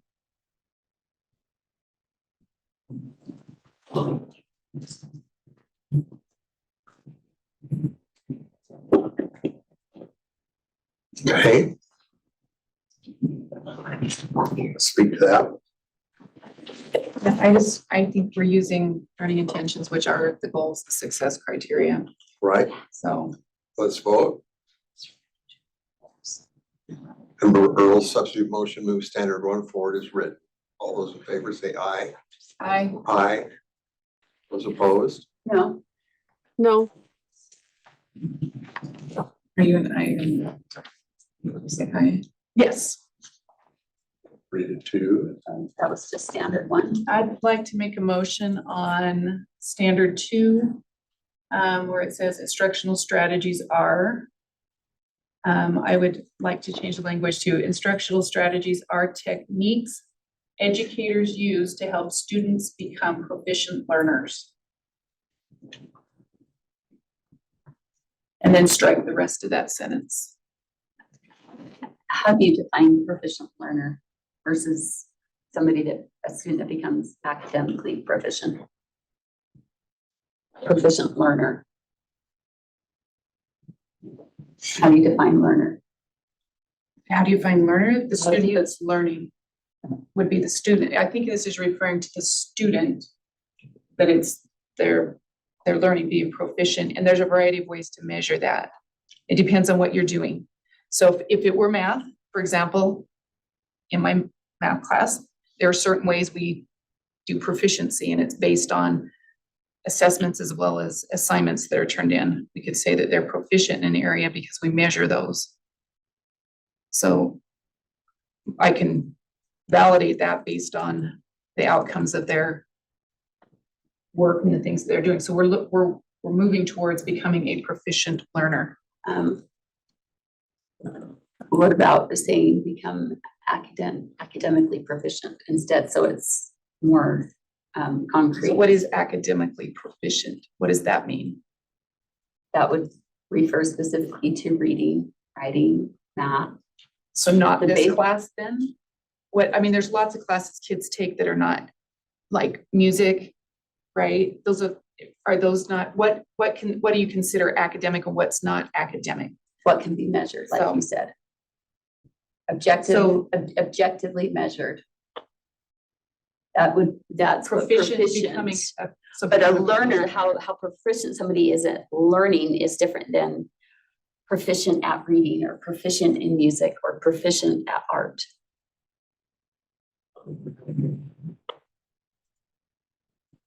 So you're saying, okay, I think I understand what you're saying. You're saying becoming proficient In a whatever proficient area they learner are. versus a proficiency in areas. Correct. Okay, I see what you're saying.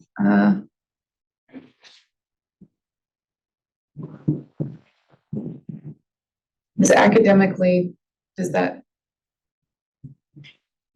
Or proficient in core content. okay, that would work, proficient in core content. That would, can we change that from learners to core content? I see what you're saying.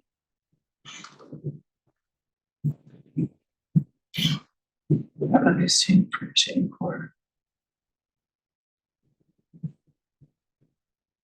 That's in educators use to help students become proficient in core content. Yes.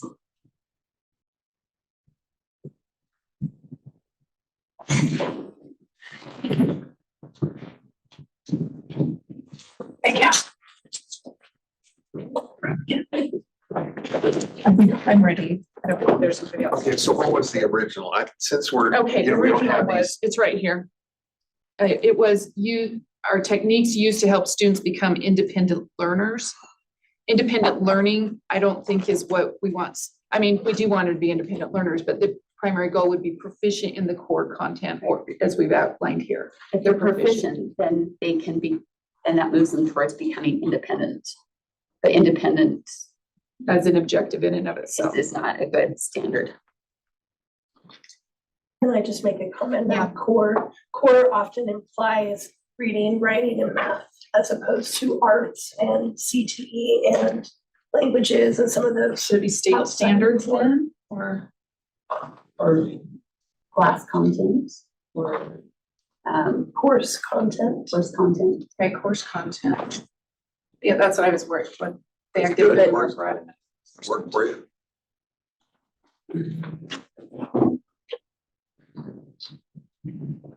As long as it's the objective course content and not all the Yeah. subjective. Objective course content. No, I'm good with course content. Then it.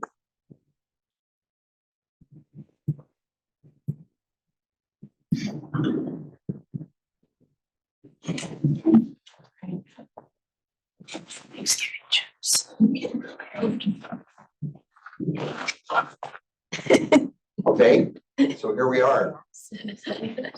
Motion from member Earl, standard 2 instructional strategies are techniques educators use to help students become proficient in course content. All those in favor? Aye. Aye, I, No. thank you. Okay, and then I have a motion on student engagement.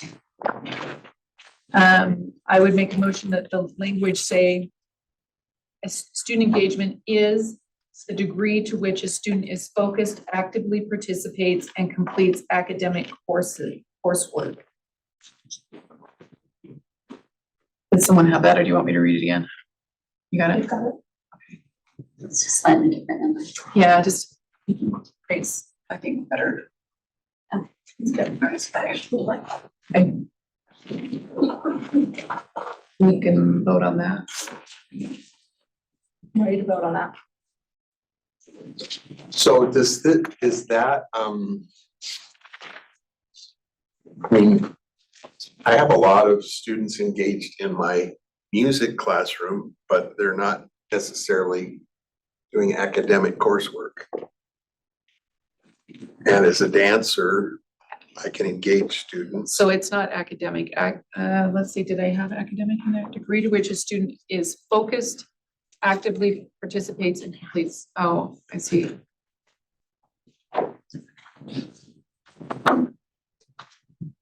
There are elements of academics in music. And Well, sure, absolutely, that's absolutely, but the- I mean. the if- objective measures. I mean, part that you- woodworking, or if, I mean, whatever class, whatever I'm doing, student engagement. Right. It can But be in a lot of different Yeah. settings. classroom That's easy to measure, because those are just like courses that have been around forever. It's what she's getting away from is what was there that is the more Yeah, like subjective passion and. interest, optimism, and those kind of things.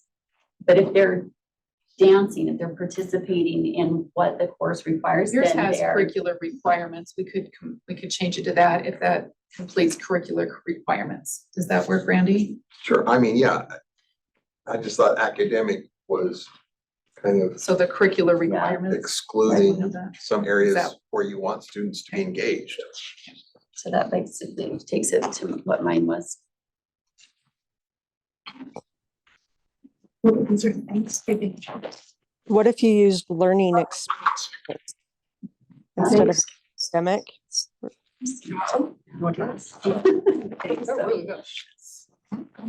Water and facilities not going to. I think there's some. Okay, so,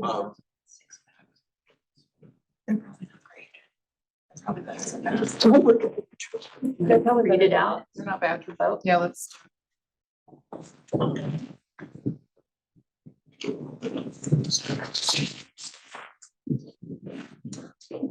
the group focus active things and reads the requirements.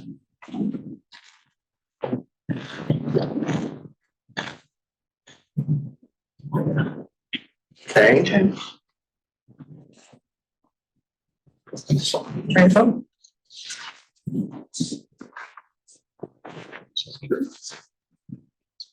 Okay, ready to vote?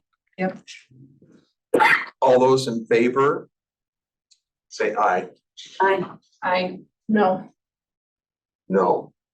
I, 3 to 2 passes.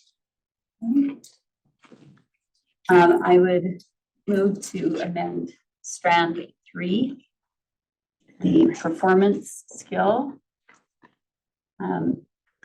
Striking intention and adding goals instead. Then striking a success criteria and adding classroom quiz or test, formative or summative assessment. And then I would add a third bullet point that says, and an improvement goal. I think on this one, though, it says that they plan, create, and present a 5 to 7 minute how-to lesson. And so the idea here, and I think, again, learning intention is another one of those educator terms. But it would be hard to do a quiz or test. What you would do in that instance is that you would have a rubric based on that performance skill to plan a 5 to 7 minute how-to lesson, and the success criteria would be how well they scored in that rubric. Again, this is putting So you student can't- learning in a box and limiting. A in quiz order- or a test is the Because literal they're box. going to, they're going to only zero in on that specific aspect and do the minimum required instead of really expand. I disagree with that because I don't, first of all, we don't do summative assessments on learning goals. Yeah, We can leave that off. I'm happy to leave that. and then we're limiting to quiz, test, and formative assessments versus there's a variety of ways that could be measured, which may not even be in test format or assessment format, so. Let's see, the last one though, and inflection. So it would replace the third or add to it, no? An improvement goal, a reflection on the effectiveness of the instructional strategies used and an And. improvement goal.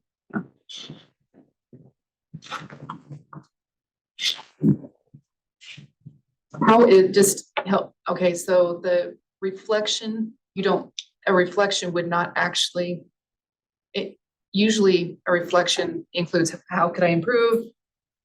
What did I do good? What did I, it's encompassing of that, so I'm not sure that adds. It just adds we're gonna write down something that we can do to improve going forward after we reflect on it and how effective that instructional strategy was. Then we're going to put in writing something that it can be improved upon the next time. Okay, Ashley, I don't know if you're there, the reflective process, does that normally not include, is that just an oral thing or is it just left up to educator on that? Do you know? So I've been able to go out to different schools to watch, to be able to observe these classrooms, and teachers do it different all the time. An example, a teacher at Roy High School, a student did a simple how-to on how to change a diaper because they just barely had a baby brother.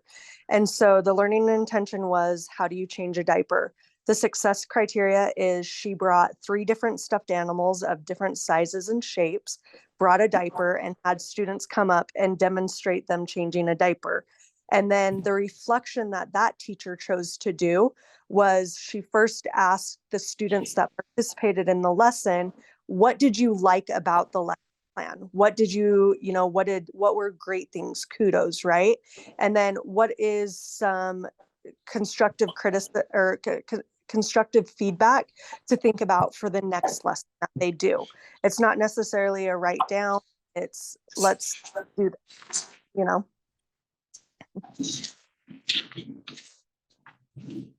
Okay, thank you. I'm ready to vote. So ready? Okay, so we have motion from member Klein. Strand 3, performance skills, strike intention and goals, strike success criteria, add quiz, test, or summative assessment, add to the third bullet, and an improvement goal. All those in favor say aye. No. Aye. Oh, sorry. Aye. Wait for the call. All those no. No. No. Now that you're on. Not nay. I was waiting for Emily because she started. Did you say yes, Emily? I think she was. She did. Yes, I did. Thank you. Okay, so strand 4, standard 1, move to strike intentions and replace with goals. On the end of the first bullet point. So it would read, feedback is information about the student's performance related to learning goals.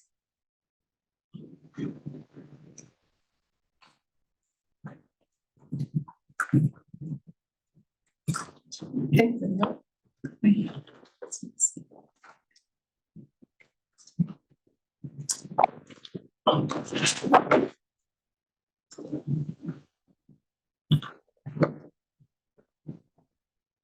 Is that correct? I'm sorry, I missed part of it. Yes, that's correct. This is strand 4, standard 1, correct? Okay. Okay, any questions? All those in favor? Yes. Those opposed?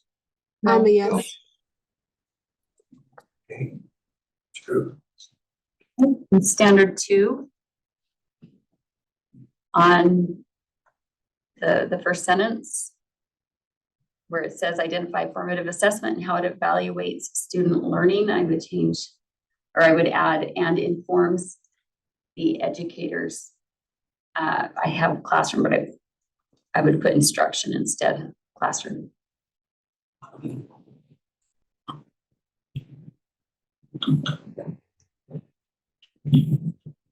Since we are told that that's what it does. Yeah, no, I think that's a good add. I like it. I'm sorry, can I get that one more time? Sure, so you just add to the end and informs the educator's instruction, Educators. classroom instruction. Oh, classroom. Yes. Doesn't matter. Okay, So you're leaving classroom or taking it out? Classroom's not there, so. It says classroom Take it out. instruction. So just educator's instruction. Okay, so taking it out. Does it need to be educators? Yeah. Yeah, Apostrophe yes. yes.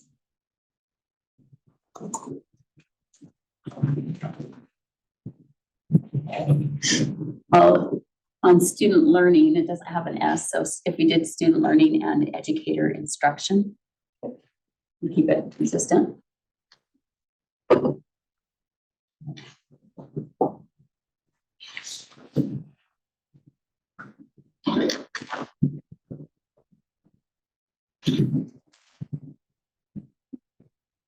so is that correct, or we need it?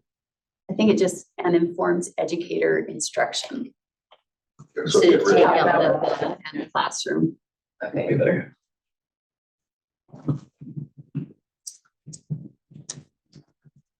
Okay, that's it. Ready to vote? All those in favor, say aye. Aye.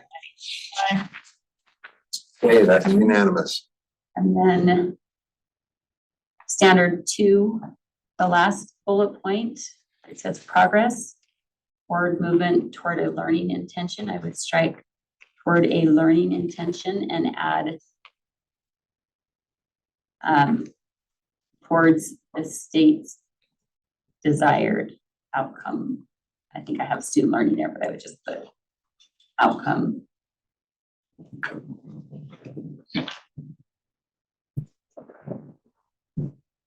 But instead of Desired desire, you student want learning what? You could just leave it.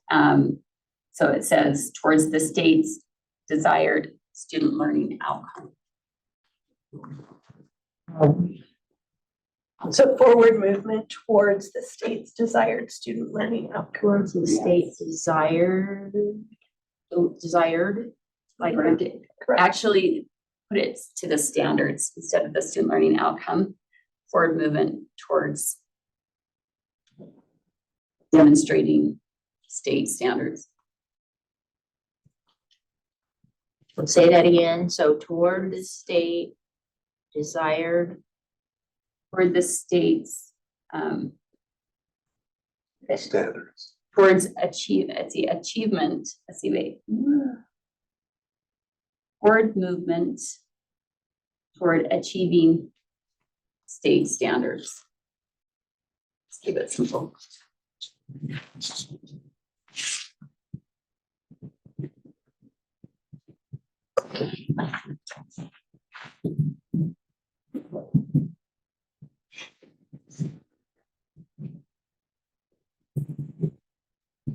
Okay, Why do we have, I just want to state desired. I took that, like I took that Okay. out. Or movement toward achieving state achieving standards standards. is less clunky. Since that's how teachers measure progress, right? Isn't that an accurate description of how teachers measure student progress? Okay, ready to vote? All those in favor, say aye. Aye. Aye. Those opposed? No. Okay. Standard 3. I would move, Same language you had before there, that you had on the last one. identify summative assessment and how it, yes, evaluates student learning and informs educator instruction.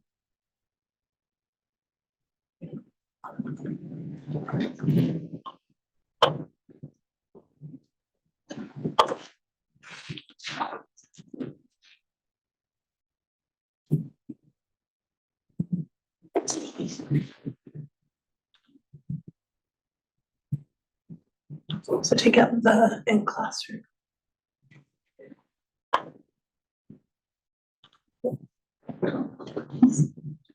Learning at the conclusion of the defined instructional period. I mean, it was pretty simple before.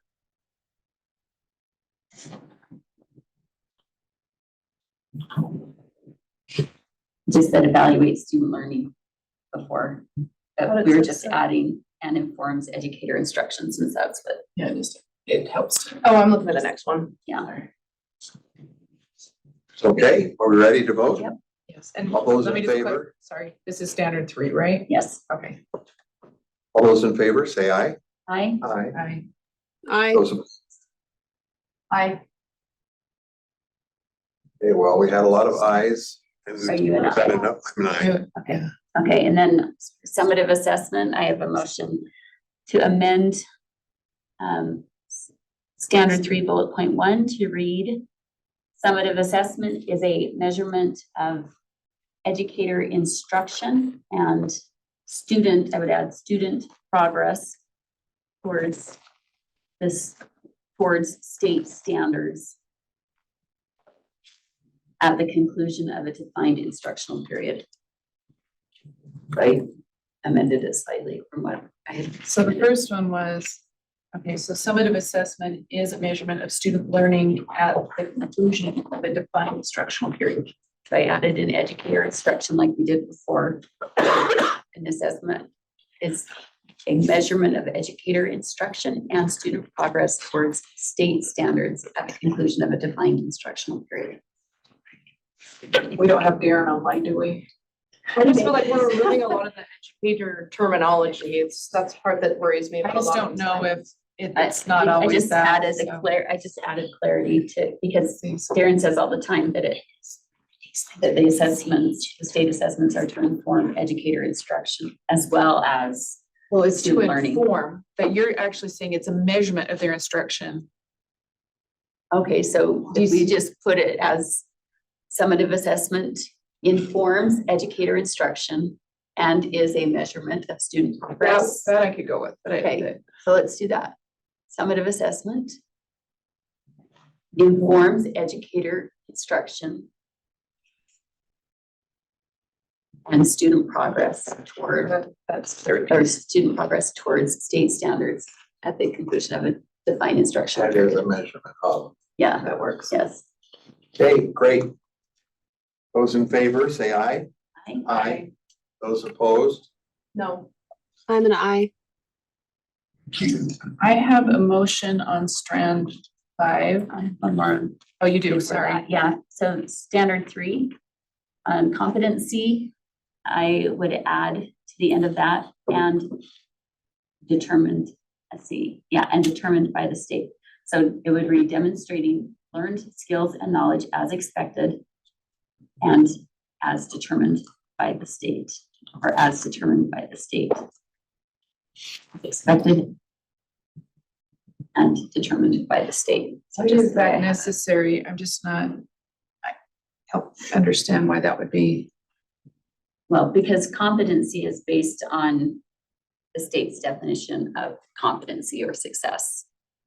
So it's just adding that clarity, because that may not match somebody else's definition of competency in a certain area, because they're all different levels. There's a spectrum, you could say, of what people consider competent or being able to demonstrate mastery, and depending on what research you look at, those levels are all over the map as far as what counts as So you're saying mastery and what narrowing it counts to what? as competent.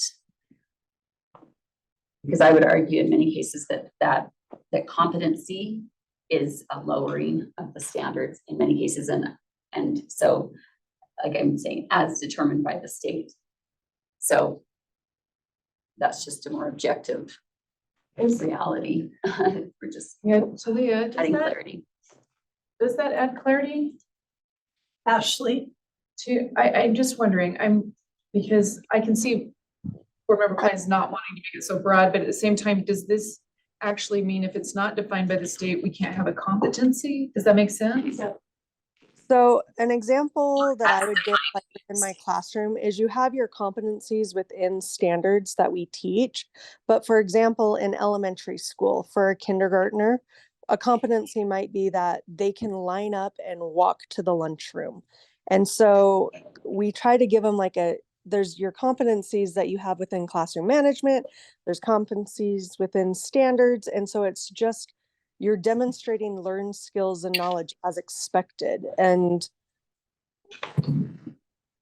This is again the problem with one word being used in multiple different ways, because where we think it's an objective measurement of learning is being used in a very broad sense all over the map. So we never know what we're talking about when we say competency. Everybody could be thinking about a different aspect of competency instead of a concrete.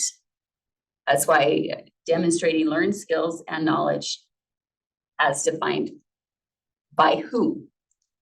So that I put as determined by the state.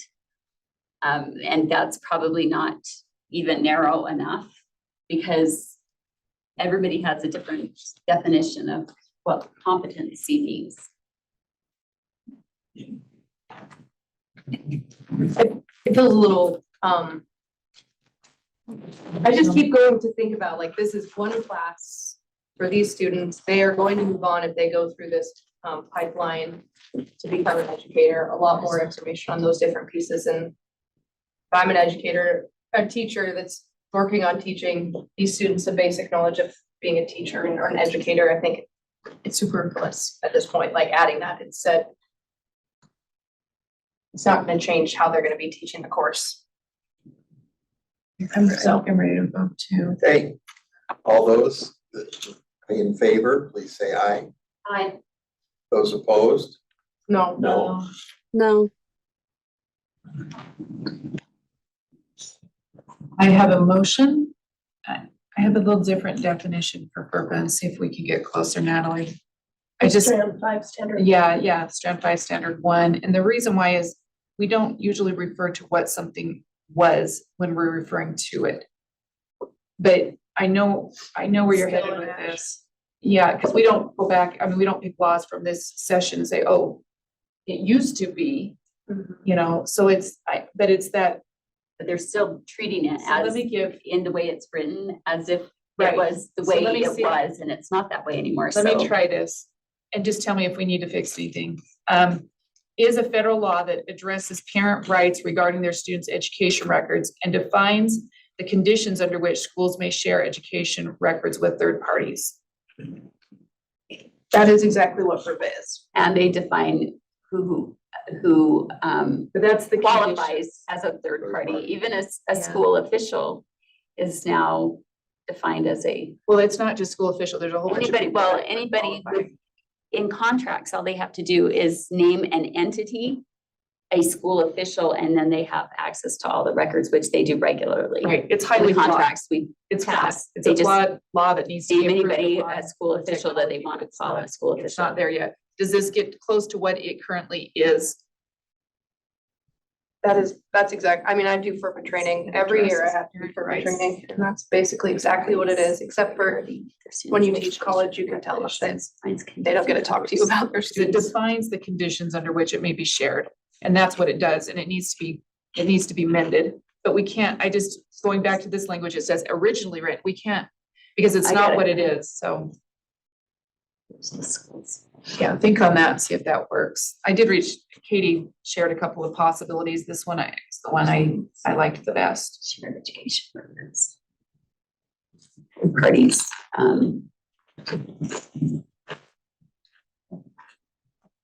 Okay, Because I didn't like. the yeah, definition because of it doesn't, either. it's not protecting their records the way it's currently written, so yeah, I didn't like that. I agree much better with Okay. what you've suggested. okay, so ready to vote? Everyone in favor, say aye. I, Those opposed? Aye. I have an amendment on standard 2. It's evaluate under the whatever section we're in, strand 5, says evaluate a variety of accommodations to meet all student needs. I would like it changed to individual student needs, because this is specific to standard 5, strand. strand 5, standard 2. Yeah. Okay, Yeah, so instead of all, it's individual, because you're trying, in this case, you're trying to, these are very specific to specific individual students, so I feel like it needs to be directed towards that individual student, so that's my motion there. So what you want me to give you, so strike all and insert individual.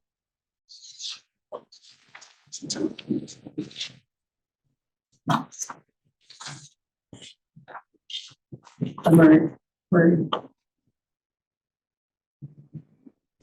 dealing with each student individually instead of universalizing an approach for all of them in spite of their needs, their individual needs, so. Well, in this case, it's specific to, you're talking about accommodations in the classroom, usually under IEP, that kind of thing, 504, so this would be individual needs. Is that what Like maybe an you're IEP, individual yeah. education. So they would take their, in the class, they'd take their original lesson, and now they would meet an individual need of a student, so Okay, anyways. any further discussion? All in favor, say aye. Aye. Aye. Aye. Those opposed? Unanimous, thank you. Do you have any more, Natalie? No, that's fine. Okay, I make a motion that we move forward. Is this teaching as a profession, right? Yes. Teaching as a profession to the full board for approval. Right, I should just print that language somewhere. Did I miss anything? As it was amended. Go ahead. Okay. Okay, we have a motion to move teaching as a profession on to the full board for approval. As amended to the full board for approval. Those in favor, say aye. Those opposed? No, And I'm gonna make a motion, we adjourn. Are we at 6?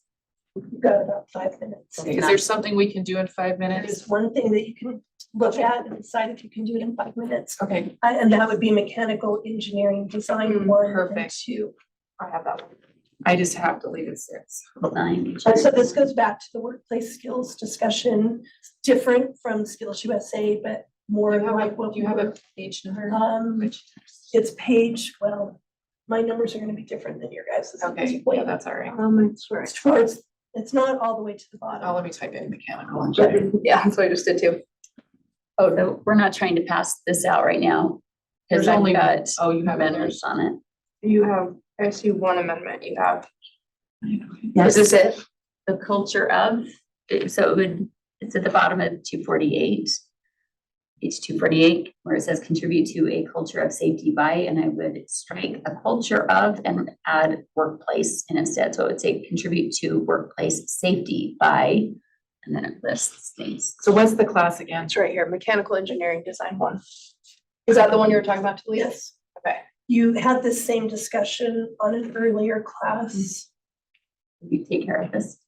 not in this particular class, but you did take care of it in an earlier class. But if we went and amended it as we had it previously, then we could pass this course through as well. because it's Correct, the and that's what I'm trying to get you back to, so hold on. Okay, because I had a couple other ones in there that we also dealt with where it says an awareness of and respect for global diversity and cultural differences and I'm Um, not finding it. and maintaining a flexible and adaptive attitude. I had changes for that, but I think we're accepted that we could just, it's the same. On the Word doc with the columns, it's page 1. Okay, I'm like, I'm struggling there. Oh, there we go, okay.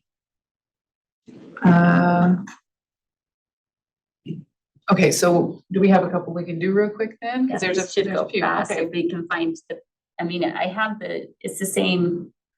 I mean, I have the same verbiage To that I amend it was, to what we worked on but Friday. I don't know what we ended up passing before. Was If it was what I suggested or something else. Architecture classroom. Yep, hold on, let me get back up there. Here's a Piece that we need Okay. at the bottom. Oh my gosh, back to the bottom.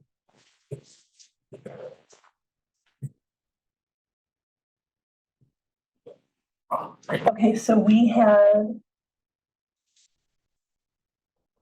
the motion was contribute to a culture of workplace safety, however, that failed. So a culture of stayed in. So a culture of safety stayed in.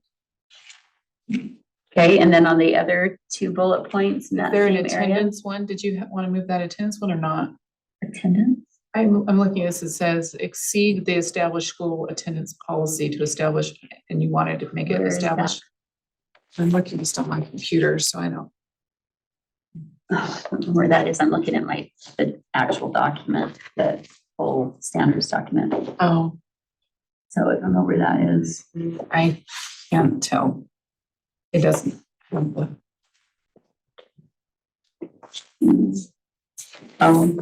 Yeah, I see this, I see the bullet point. You're exceeding the established school attendance policy. What did I suggest on You there? just striking the top and establish a consistent record of attendance, punctuality, and Oh, dependability. yeah, I would go for that. I don't know how you, Would they have to establish, they'd Exceed. have to come up with some kind of a, yeah, how do you exceed? I mean, just, you or either maybe it's show up not or you don't. Maybe it's that, well, except for the attendance policy, I think, you know, after you miss so many days, there is an established policy, right? It falls into other areas, But if this is under workplace skills. right? So the skill would be establishing a consistent record of attendance, punctuality, and dependability. Like if we're talking preparation for the workplace, right? They don't have, What would a consistent record be, though? meaning How do you know consist- you've met a consistent consistently record? punctual and dependable? And if you're like all over the place, they can't count on you. You never know if you're gonna show up or not. Not consistent. If you have a suggestion. I don't know. That's why I'm trying to think through it. I think we probably have to have more time. Okay. Except for that's the only ones in that area, right? Yeah, and then we got There was also the two, and we looked at these before too. I don't remember what happened with these in the other one. Where it says work productively as a member of a team with an awareness of and respect for global diversity and cultural Yeah, what did we differences. put there? We had piece that I have the chart one. Right, so, You're right. What did we have? Did it, As but a did member it, of a team with awareness and respect for cultural differences. what passed before? That was what passed. Mhm. So work productively as a member of a team with awareness and respect for cultural differences. Mhm. And then the other was critical thinking, is that right? The next one was the very next bullet point, exhibit initiative and leadership while maintaining a flexible and adaptive. So that means Adaptable exhibit attitude. initiative and leadership while demonstrating the ability to adapt to changing needs and Okay, situations. so we did pass mine on that one before. So should we just make a motion to move what was previously Yes. passed? So in the architectural design classes. Can we do it one at a time? Uh-huh. Okay, so we'll just do the awareness and respect of, for whatever you said it was. I should have copied them. I think you just took out cultural diversity and said Right. differences in culture or cultural differences. Work productively as a member of a team with awareness and respect of cultural differences. So Okay, so we can move that one then. Okay, Randy, do you want to move that one? just Right, you just want to do a piece Yeah, at a just- time. call One for at the a vote. time. Yeah. Okay, so those in favor say aye. Aye. Aye. Any opposed? No, No, So two opposed, and right? then the next one, if you'll read that. Let me jump back up there. I'll move this one. She'll read it. Uh, Exhibit initiative. Demonstrated work ability. productively as a member of a team with awareness and respect of cultural No, the differences. next We one. just did that one, didn't we? Exhibit initiative and leadership while demonstrating the ability to adapt to changing needs and situations. Okay. And Those that in was favor? in place of demonstrate the ability to think critically. No, and that was in place of maintaining a flexible and adaptable attitude. So, We don't have that one here. Is that one? in yeah, it is. It's like the there? Okay, I'll take your word. I just second don't have one it on down this on the document. next page. Okay. All those in favor? I, Aye. Aye. Any opposed? and then Unanimous. I had the last one, which was probably in the previous standard that we did. Also demonstrate an ability to think critically and creatively to solve problems and develop improvements to products and processes. And I just moved to strike think critically and creatively too. So it just is, We had one strike that one failed and that one everything failed. else. Okay, well, we'll skip that then. So we just have the attendance one at the top, right? You just need to decide on that. Yeah. So just move that one and then people can decide. And where is it up here? See? At the very Yeah, top on the right. so, So just establish a consistent record of attendance, punctuality, and dependability. yes, So that's what, that's what we're voting on. all right. All those in favor say aye. I, Aye. I, Opposed? No, Thank you. I make a motion that we move mechanical engineering design 1 and mechanical engineering design 2 forward to the board for approval. As amended. Thank you for that motion. All in favor?